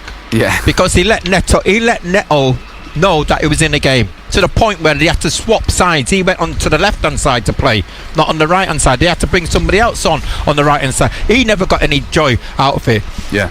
And just finally, because we will switch to Newcastle in a second, lots of talk beforehand about whether the back three, back five was the right thing to do. That's the evidence it was, wasn't it, today? It was the perfect, unbelievable. They all defended well. It's all right putting a back five, but you still got to go out and perform, and that's what they did. They went out there and performed this afternoon. Yes, and we want your thoughts on it now if you're listening to us as a Sunderland fan. 0800 234 6565. It's also a 2-1 win, Andrew, for Newcastle. It might not have been as big a story in some ways because it's Fulham at home, but my goodness, it's important. Huge win, very important win. We said beforehand that it was all about getting the win, climbing up that table. Made hard work of it. We again for long periods today we weren't at our best, but I think the substitutions again made an impact, and we dominated the last 15 minutes or so. some good, some bad, some indifferent. But it was all about the result, and we ended up nicking it at the end. And that is the phrase, isn't it? Nicking it at the end. I mean, but the atmosphere was brilliant. Funnily enough, or it certainly came across on the radio. Eddie Howard talked about it's not easy mentally to raise yourself for a run-of-the-mill Premier League game after the Champions League, but the crowd made it as loud and as bouncy as it could possibly have been. Yeah, definitely. When we needed them, the crowd got involved, and the atmosphere was excellent. As I say, for periods in the game, we most definitely weren't at our best, but we kept going, we kept digging away, and we got our just rewards, I suppose, in the end.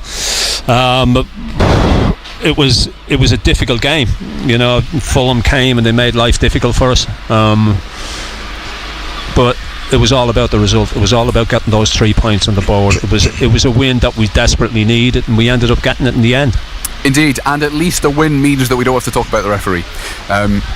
Well, we will talk about the referee, because it's the third time we've had him this season, and he gets worse every time we see him. Yeah, I want to remind Rich in Berwick that if he's going to send us a text message being critical of the referee, you might have to get his name right, because I think he looked him up, because originally it was going to be Tony Harrington, and then he was stuck in Croatia with a Conference League game that was held over to the following day. So Peter Banks was the referee today. But Rich in Berwick, I take your point that he wasn't terribly complimentary about the referee. We will come back to that later on as well. 0800 234 6565, the number to call. Let's have a chat with Malcolm Cabby, who, as the name would suggest, is a Sunderland supporter. Good evening, sir. How are you doing? Good evening. I've got to say, let's get carried away, Gary. Second in the Premier League table. Indeed. I've still got an echo in my voice. If you can't get carried away in a time like this, I can still hear him. Yeah.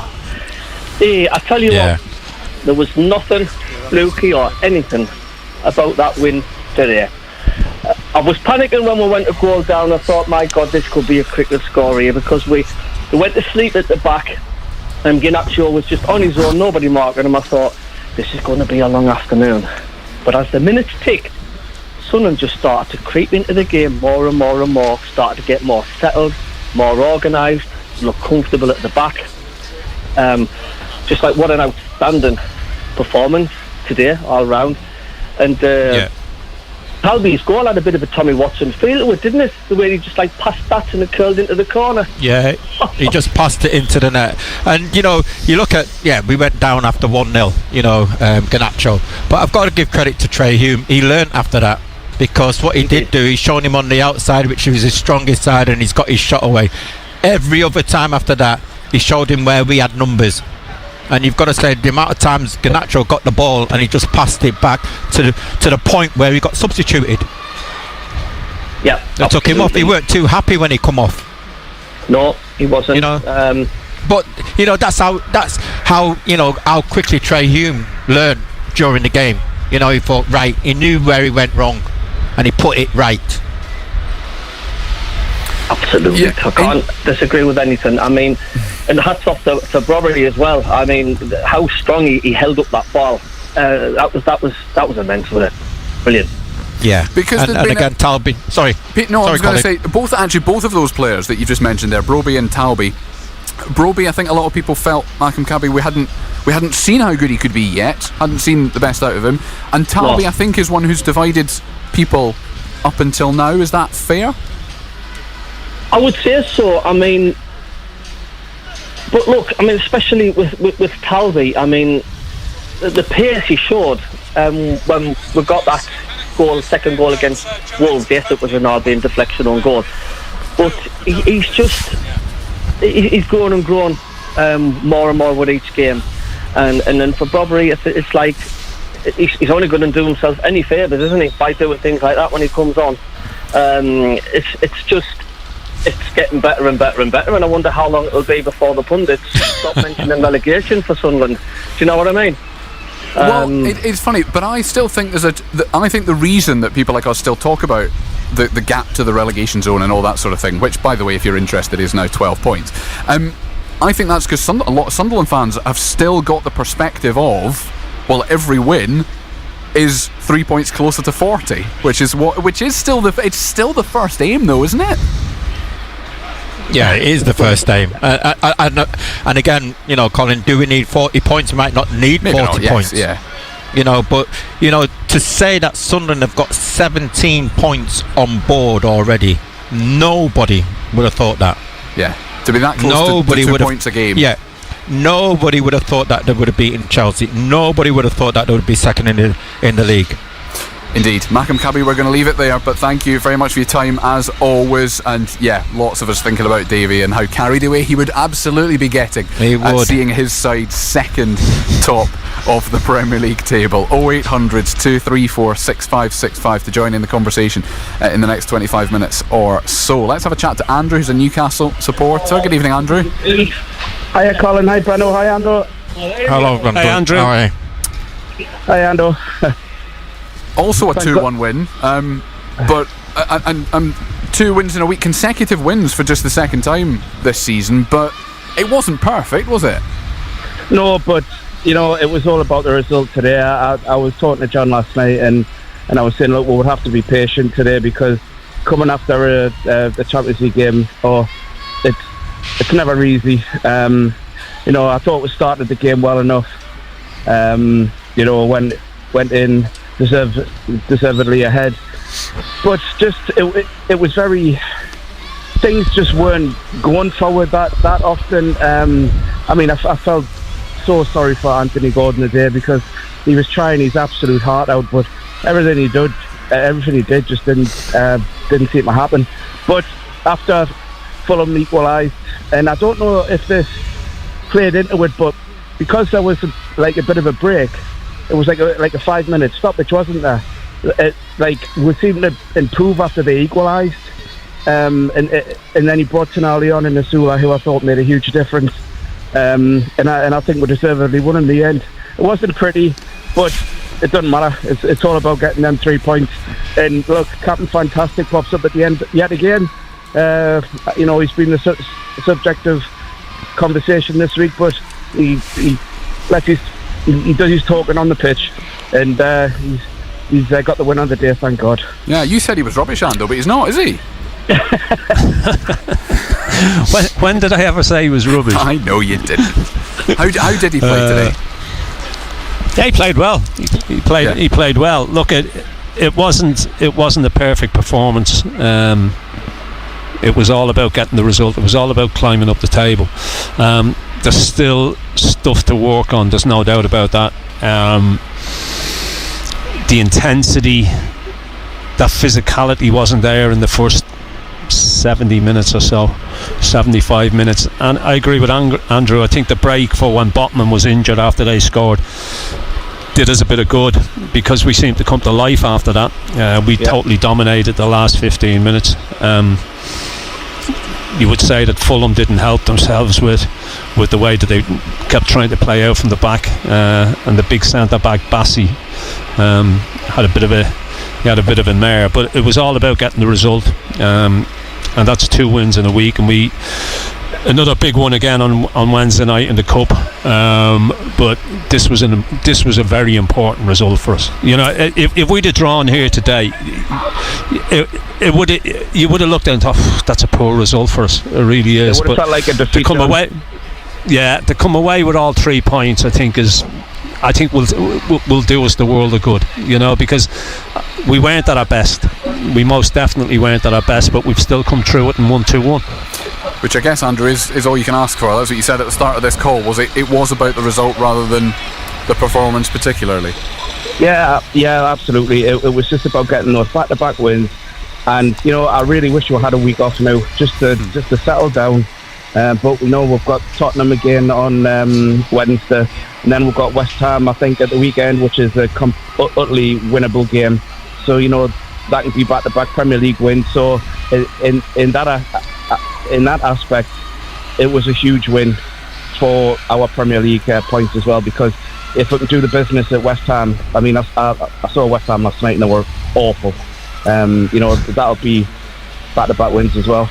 Yes, which hasn't happened yet this season, back-to-back Premier League wins for Newcastle. 0800 234 6565, the number to call. Thank you for your time, Andrew, as well. I'll read a couple of these text messages on Sunderland.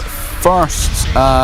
This one, from Kevin, says, incredible performance from start to finish from the whole team. I've said all season about Talby, been really impressed with him, and he deserved that moment.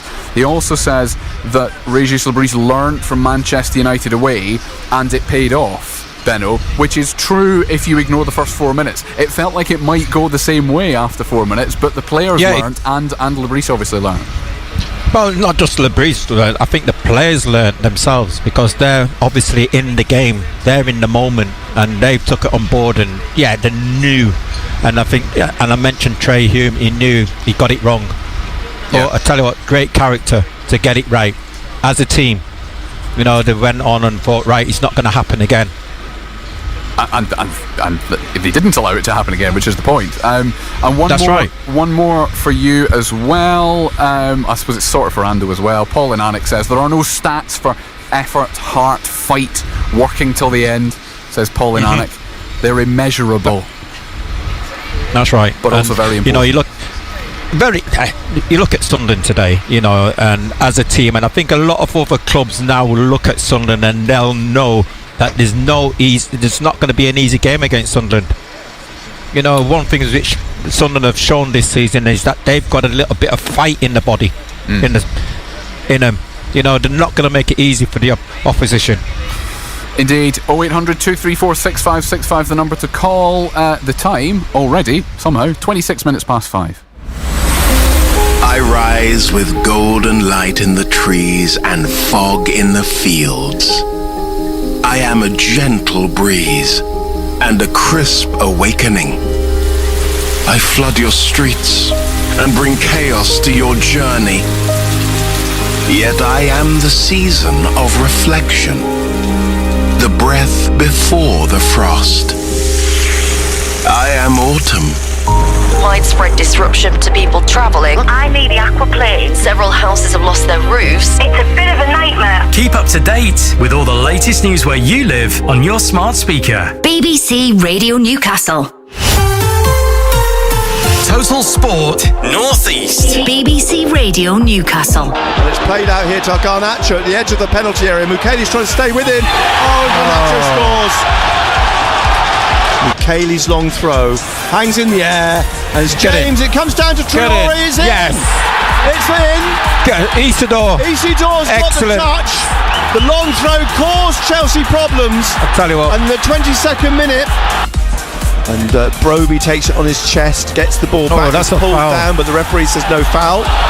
And here's James looking for Estevao down the right wing. Reinildo in front of him. Estevao's still going.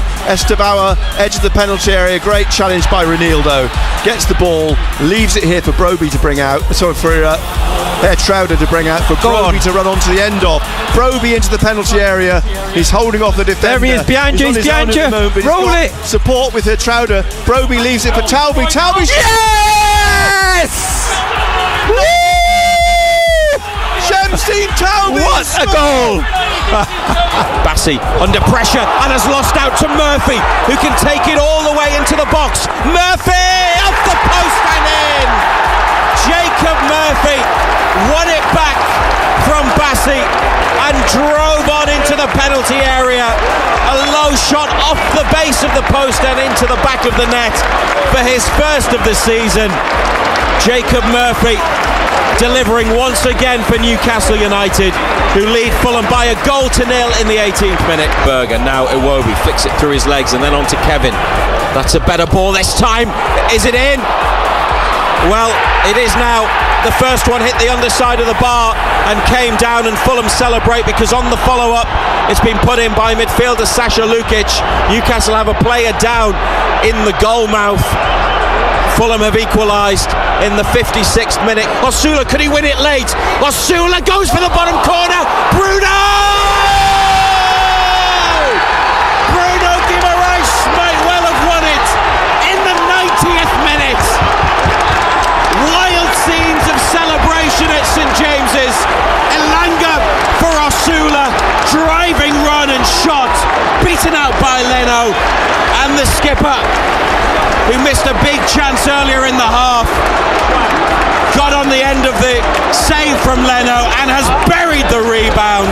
Newcastle United 2, Fulham 1.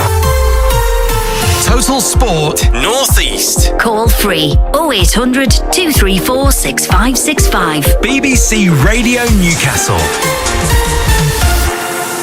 2 fantastic winning goals, 2 fantastic winning commentaries as well from Matthew Raisbeck and from Nick Barnes today. Sunderland winning 2-1 at Chelsea, Newcastle winning 2-1 at home to Fulham. Let's bring in Arthur, who's a Sunderland supporter. Evening, Arthur. Good evening, lads. Good evening. Just before I start, Hello. John, thanks very much for that. Hello, mate. Arthur. Thanks very much, sir. There's not many marks must come out and say what you've said. And I think I appreciate what you've said, mate, because you spoke the truth. After the first 4 minutes, I says, here we go, another Man U. But it wasn't to be. We're stuck at it. And if you remember, when I phoned up during the week, early on the week, I said on this programme, I'm not saying we'll win, but we will score. And I had that feeling we would score, and I never put a bet on, John.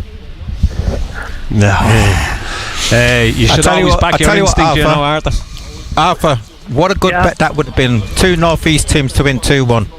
Oh, lovely! Yeah, that would have been that would have been some odds, especially Sunderland winning at Chelsea 2-1, Newcastle winning 2-1. Gary, I'm proud to be a Sunderland supporter. I always am proud to be a Sunderland supporter, but that performance today was just completely fantastic. It was sitting there and just saying, and it is. I'm just overwhelmed that we've won down there, because I didn't expect it. I would have taken a draw, but I'm getting a win, and that'll make a few take notice. As everybody looks at the table, we're second off top, Gary. Yeah, we're second off top. Second and 2 points behind Arsenal. Yeah, we've just got to keep doing what we're doing, Arthur. You know, I think we've got. That's all we've got to do. Just keep going, plugging away. We've got targets, haven't we? And you know, when we first kicked off the season, it was getting that first win under our belts. Then we was thinking, you know, keeping clean sheets. Then it was, can we get into double figures? You know, we keep setting ourselves targets. The next target is obviously to get to that 20-point marker. That's what we want. And if we can do that before Christmas and add to that, then happy days. Good, that's good. But as I say, I'm out of the moon. I'm as high as a kite. Very good, Arthur. Don't get blown away. We've never had a kite go over the moon, but he's managed to combine both there, Arthur. Thank you very much, Arthur. Enjoy the rest of your evening. I suspect you will.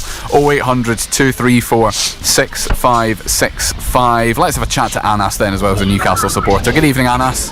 Hi, Colin. How are you? Well, you're going to have a good evening as well, aren't you? Because Newcastle got there in the end.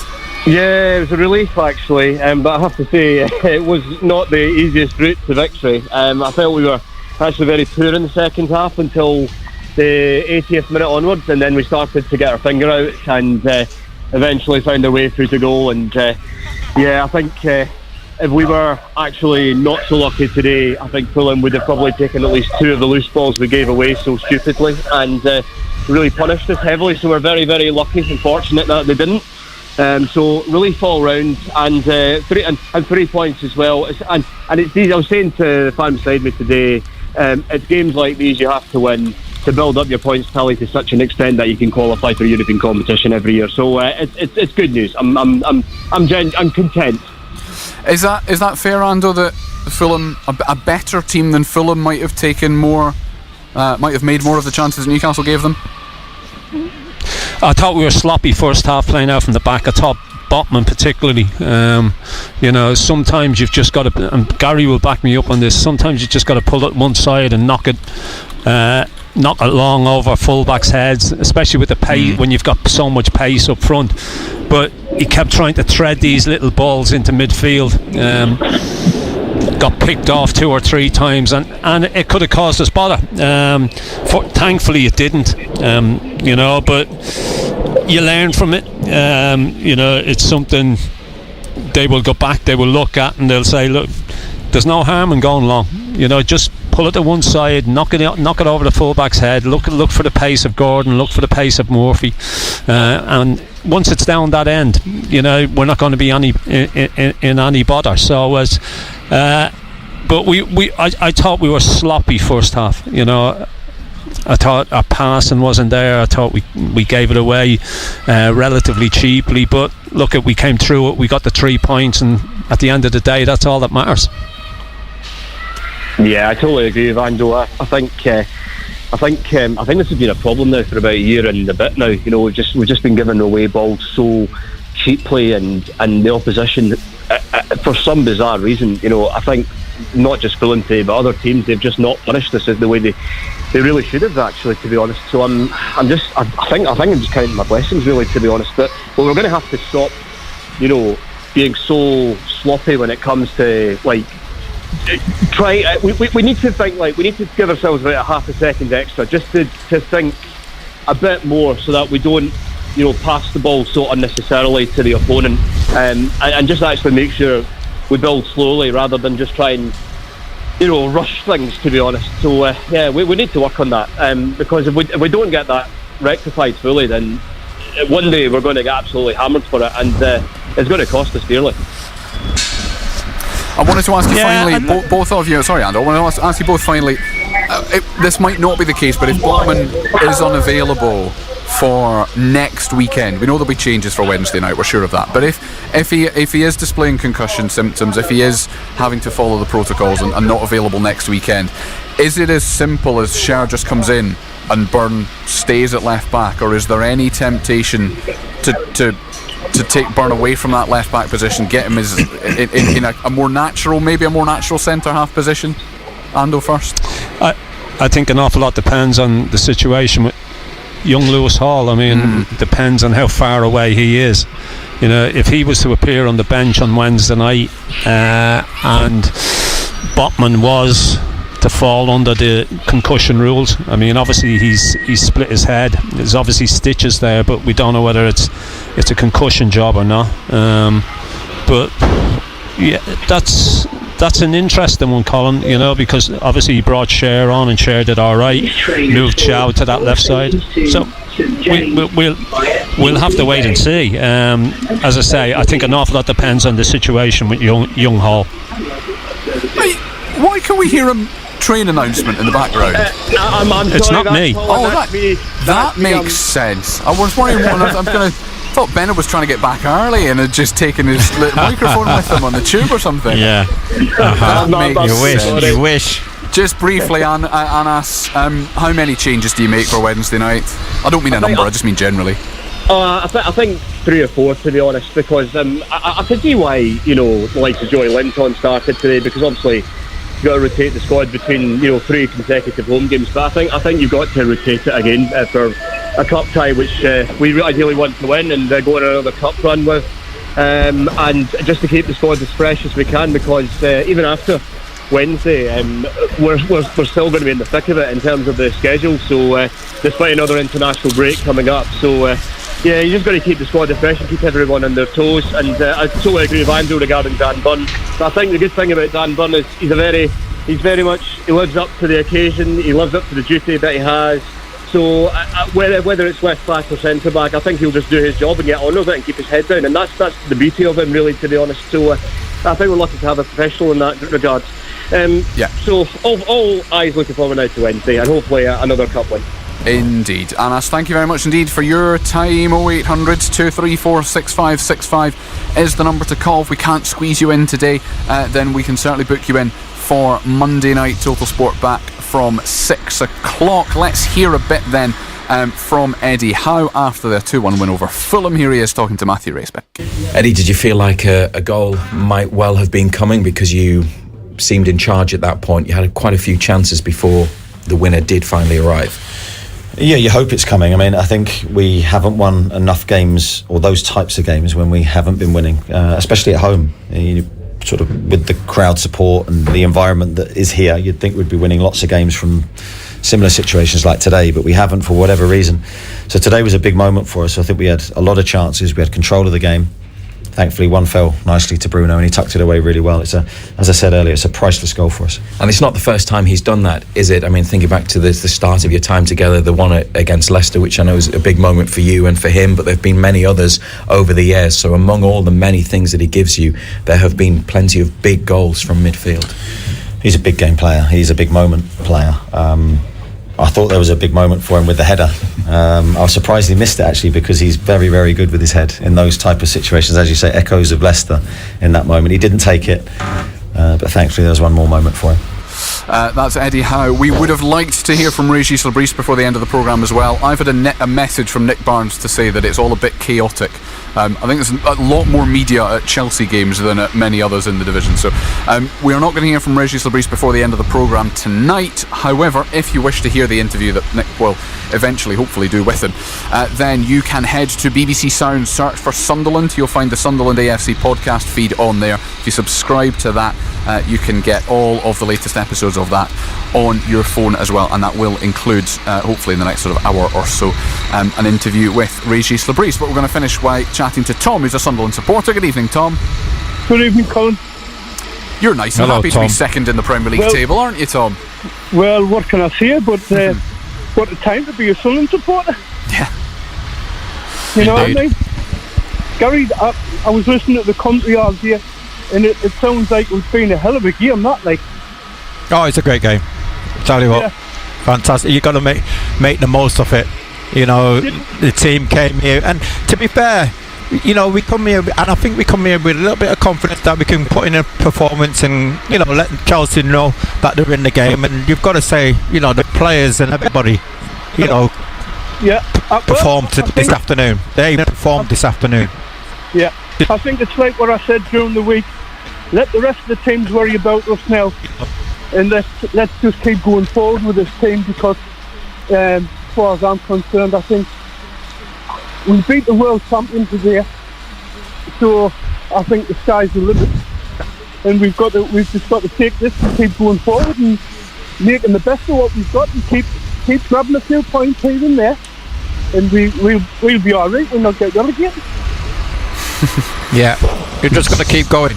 That's what we've got to do. Take each game as they come. That's all you can ask. Cannot wait.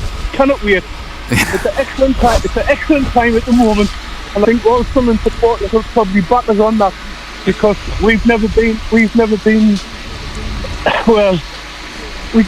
as enthusiastic about the team, and all these new players, and they've all showed their worth, and long may it last.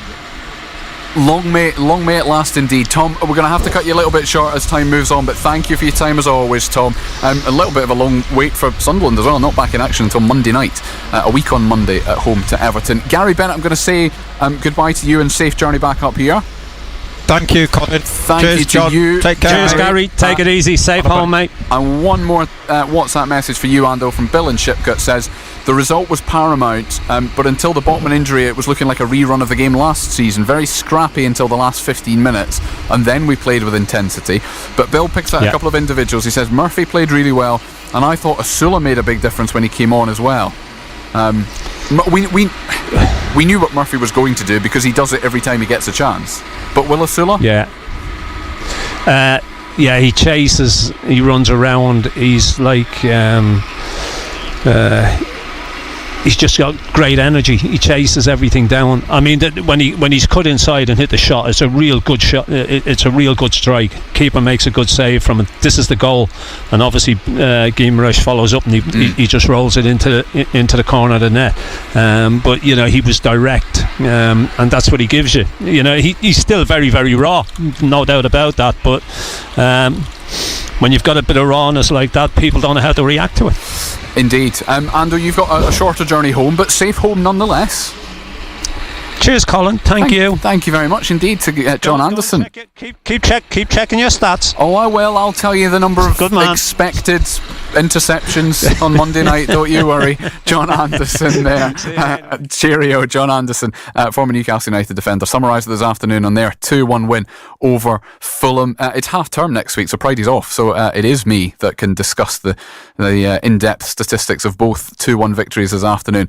Marco Gabbiadini, of course, will be back on Total Sport on Monday with John Anderson as well. We are going to talk non-league football next. It's about to get a whole lot scarier. I'm Danny Robbins, and every day this month I will be sharing Uncanny Listeners' real-life ghost stories as we count down to the spookiest time of the year. An eerie starter of paranormal terror before the main course of a brand new season of Uncanny launching on Halloween itself. The Uncanny Halloween Countdown, every day on BBC Sounds. Local football. Total Sport Northeast. BBC Radio Newcastle. You are listening to the local football roundup on BBC Radio Newcastle, the best place to get reaction to the day's non-league games in the North East. Drop us a message, let us know how your team got on today, what the performance was like, maybe what the referee was like if you keep it respectable. 08000 321 333 is the WhatsApp number, 81333 is the text number. Start all of those messages with the letters BBC, but remember not to message us if you're catching up on BBC Sounds later, because you might still be charged for your message, but we will not be able to read it. We'll hear from a couple of those involved in today's games, and in fact one of last night's games, in a minute or two. But first of all, here are all of today's results. We will start in the Enterprise National League. Gateshead 2, Truro City 2. Enterprise National League North, Macclesfield 1, South Shields 0. Isuzu FA Trophy first round proper. One game played last night, Dunstan 1, Hebburn Town 0. And today, Bradford Park Avenue 1, Morpeth Town 1. Bradford Park Avenue winning that 4-2 on penalties. The pitching in Northern Premier League East Division, Blythe Spartans 1, Ossett United 2, Consett 0, Bridlington Town 2, Garforth Town 0, Heaton Stannington 2, Grimsby Borough 0, Ashington 0, Matlock Town 6, Blythe Town 2. The EBAC Northern League Division 1. 3 games played last night. Berkeley Town 5, Newcastle Blue Star 3, Newcastle Benfield 5, Northallerton Town 0, and Wickham 3, West Allotment Celtic 0. Today's games: Carlisle City 4, Hordern 1, Crook Town 0, Gisborough Town 1, Mask United 1, Shildon 3, North Shields 0, West Auckland Town 5, Penrith 3, Easington Colliery 0, and finally Whitley Bay 0, Kendal Town 0. EBAC Northern League Division 2 then. Again, 3 games played last night. Parkview 0, Darlington Town 1, Billingham Town 1, Yarman Eaglescliff 0, Sunderland West End 1, Prada 1. And then today's games: Alnwick Town 2, Chesterley Street Town 0, Billingham Synthonia 4, AFC Newbiggin 2, Eschwinning 0, Jarrow 2, Redcar Town 2, Durham United 1, Brighton and Crockrook Albion 2, Grangetown Boys Club 1, Seaham Red Star 2, Towlaw Town 0, and finally Sunderland RCA 2, FC Hartlepool 1. That final result of all of those, possibly a candidate for result of the day. A brilliant win for Sunderland RCA. But our featured non-league game of the day was the first of those that we mentioned in the NPL East Division. Blythe Spartans coming into the game against Ossett United today off the back of 2 very impressive results and performances against teams high up the table. Paul Dixon, you watched them this afternoon, but they couldn't make it 3 good results in a row. No, they couldn't, but for me, Colin, they definitely deserved at least a point out of the game. I've got their manager, Colin Myers, alongside me here. Colin, did you feel as though you deserved something out of the game? Yeah, absolutely. I think we deserved a point. Ultimately, it's a disappointing result, but I think the performance was there. The lads grafted really hard, and I think we should have had a point out of it, yeah. I mean, you got back to ones each with a penalty, and then Aaron Wearmouth, who made the penalty, got injured, was carried off. It was about a 10-minute delay. Do you think that disturbed Blythe Spartans team out there on the pitch? Absolutely. I think we switched off, and we didn't recover from that injury, and they've gone straight up and literally scored as soon as they've restarted playing. I think with the concentration there wasn't what it should have been, and we've switched off. We've been caught with a sucker punch. And Colin, you've told me there just before we come on air that your players are 18, 19 and 20, a lot of them, but the lads who play for Gibraltar really caught the eye this afternoon. Yeah, the three good lads. I mean, again, the 19 and 20 year olds, so they're still young lads making their way in the game, and they're doing really well. They've made a massive impact at Blythe, and like all the rest of the lads, we're around 19, 20. We've got a couple of more experienced players, but the three of them have been brilliant since he came in. And Colin, the crowd, who are sometimes can be very vocal here in Blythe, were right behind the team today, and they, like I, were a little bit disappointed when the winning goal went in. Yeah, the crowd here are fantastic. They're fabulous. I mean, they really got behind the side, especially when we got the goal back, and we had a 10-minute spell where we pinned them into their own box. They were right behind us, and the crowd make a massive difference for us here, and I'm gutted for them that we haven't managed to get anything out of the game. So you look to the next game, and you've got a game on Tuesday. You're playing Northumberland Senior Cup, the rearranged game when the floodlights went down with Blythe Town. You'll be looking to get back on winning ways there, Colin. Yeah, absolutely. We don't know what the side's going to be, because obviously we've signed players since that game. We don't know whether they're eligible or not. And we've got a couple of lads who have played in the Northumberland Senior Cup, so there'll be a lot of changes for Tuesday coming up. But yeah, it's a game that we have to go and win. Well, Colin, I wish you all the best. I think you are a little bit unlucky today not to get a point, but we wish you all the best for the rest of the season. Colin. Thank you very much. Thank you to the other Colin as well. Blythe Spartans, by the sounds of things, a little bit unlucky this afternoon, but hopefully they have turned a corner. A team that, in fact, the only one of our teams of all five playing in the MPL East Division this afternoon to record a victory was Heaton Stannington away at Garforth this afternoon. I'm delighted to say that their manager Dean Nicholson joins us. Good evening, Dean. Hi, good evening. One nice and early, one a bit later on. 2 goals, clean sheet. Happy enough? Yeah, 100%. To travel to a place like Garforth where we struggled last season in all 4 games against them, to go there and keep a clean sheet, to get 2 good goals is a testament to the lads. Seen if they went tonight. So yeah, the big 3 points on the road. Indeed, yeah, it makes it a happier journey home as well, because it's not the shortest of journeys back up from Garforth. It also puts you up to 8th in the table as well, which I guess in some respects after 14 games doesn't matter too much, but it is so tight that you suspect it's still going to be tight come the end of the season as well. Yeah, 100%. I think we were going through things this morning, me and Andy, and I think it took us till Christmas, New Year to hit 20 points last year. We've done it 9 games earlier than we did last year. So it's been a real good start. But that's all it is. It's just a good start. We've now got to go and treat the next 9 before the end of the calendar year. How we have, obviously, the previous 9 and 10, and let's see where we can get to. It's a tight league. It's a really tough league at the top and at the bottom. We've learned that sometimes the hard way over the last 18 months. So yeah, the next game's always the biggest one, and obviously Emily's home next week's a real tough one. So we'll train well this week and go, like I say, hopefully pick another 3 points up next week. I was going to say, it's the kind of division where games so often come thick and fast, particularly in the first half of the season where they're kind of front loaded to try and mitigate postponements, etc. Nice to have a full week. It is. And obviously you can get the training pitch twice this week and work on stuff, and it's tough, but especially when the games are coming thick and fast with injuries and unavailabilities and holidays and works and all these things. I'm sure all managers in this league will say the same thing. So to have that clear week, to go and train twice, it certainly helps you. And like I say, there's no excuses now going into a home game next week. Indeed.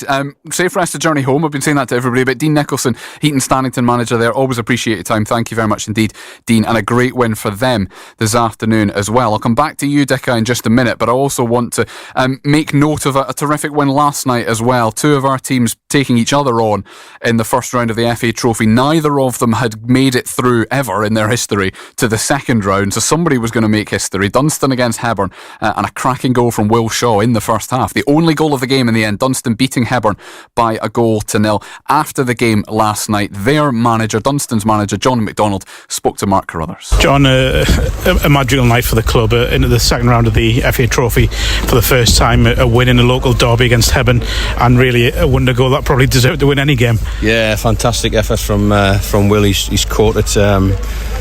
He's been threatening to do that for weeks, to be fair, but he just caught it perfectly, and like you say, it's a goal good enough to win any game of football. There was a lot of talk going into this game about it being a local derby. Obviously Hebburn have progressed into step 3 of the pyramid now, but does this kind of performance, this kind of result give you heart that you can go at that level next? It does, not just tonight. I mean, this season we've played 4 teams from the league above and we've won 3, and we got beat off a very, very good Gainsborough team. So I think my personal view is I think our style of play is more suited to the Northern Premier League, but we've still got a lot of work to do. There's 30 odd games left, but if we play like I thought we were magnificent on Tuesday at Bishop Auckland in the second half, I thought the lads were superb, and I thought we showed a different side of our game in the second half tonight, because Hebburn had a lot of territory in and around the box, but we put bodies on the line, and actually I thought we created the better chances. We've hit the post. Josh Donaldson's ran through one-on-one. Sado's had a great opportunity when the goalkeeper spilled it, so I actually thought on chances we created the better ones, and I thought we're very good in the first half. Haven't quite hit your stride yet in the league, so it's a challenge now to take the cup form into the league, I guess. It is. It's I've just said that to the lads. If we can perform like that, we'll be a match for anybody in our division. So we've got another home game here on Tuesday against Grimsby Borough, and we've got to rest up now and be ready for that one, because it's no good winning tonight. We want to, our main objective is the league. I'd have to say you've got a growing band of young supporters behind you in the dugouts there. Never stop shouting tonight in awful conditions, but nights like this will help them come back. Yeah, it's brilliant. I mean, they're great. It just seems to be growing and growing, but it makes a big difference, just that noise, and it adds to the atmosphere. I don't know what the crowd was tonight, but a lot of people have come out on a really miserable night in terms of the weather, but I thought it was a really good game of football, 2 strong sides, and a good advert for North East football. It was indeed, so congratulations to Dunstan. 533 is the answer, by the way, to John McDonald's question of what the attendance was last night. Paul Dixon, you were there. Given the conditions, that was a really good game that was settled by a very good goal. Oh, it was a great game, Colin. It was. I would say that's probably the best goal I've seen this season. I've seen a few, but it could have went either way. I think if Hebburn had maybe getting back to 1 each, it may well have been a different result, but great result for Hebburn, and it was good for non-league football in the North East, watching that level of play last night. I'm delighted that somebody has gone through to the next round, because another cup tie, isn't it? Morpeth were very, very close. Came back from a goal down at Bradford was that Park penalties, Avenue. Colin, it was penalties, yeah. 4-2 in the end on penalties. I know Bradford Park Avenue are the division below, but they're top of the division below, so there was never likely to be much between those two sides. From talking about the FA Trophy to briefly, Paul, talking about the FA Cup next weekend, because both Gateshead and South Shields in action. Gateshead away at AFC Wimbledon on the Saturday afternoon, but then you and I are going to be at the First Clyde Arena for South Shields against Shrewsbury on the Sunday lunchtime. Unfortunately, those South Shields are going into that off the back of their first defeat of the season. Well, that was a tough game this afternoon, Colin, down there. We don't know the full story, but Macclesfield are, like Shields, a real good side, but I don't think it'll take Ian Watson and Carl Magnier to get them over that and get their minds on what can only be described as a very exciting FA Cup tie next week. I can't wait, Colin, until the play. I'm sure you're the same, but really looking forward to that game.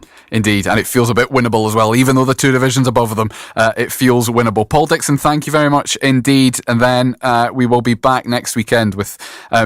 it's a different sort of schedule next weekend, because Newcastle United play on the Sunday and Sunderland play on the Monday night, but there will be non-league coverage. Like I mentioned, South Shields against Shrewsbury will be live on the BBC Sport website and app, and we'll do updates into Matthew Racebeck's build-up, because Newcastle play at 2 o'clock as well. South Shields off the back of that defeat today, though, level on points with AFC Fylde at the top of the table, the National League at North table, but they have got a game in hand, do South Shields.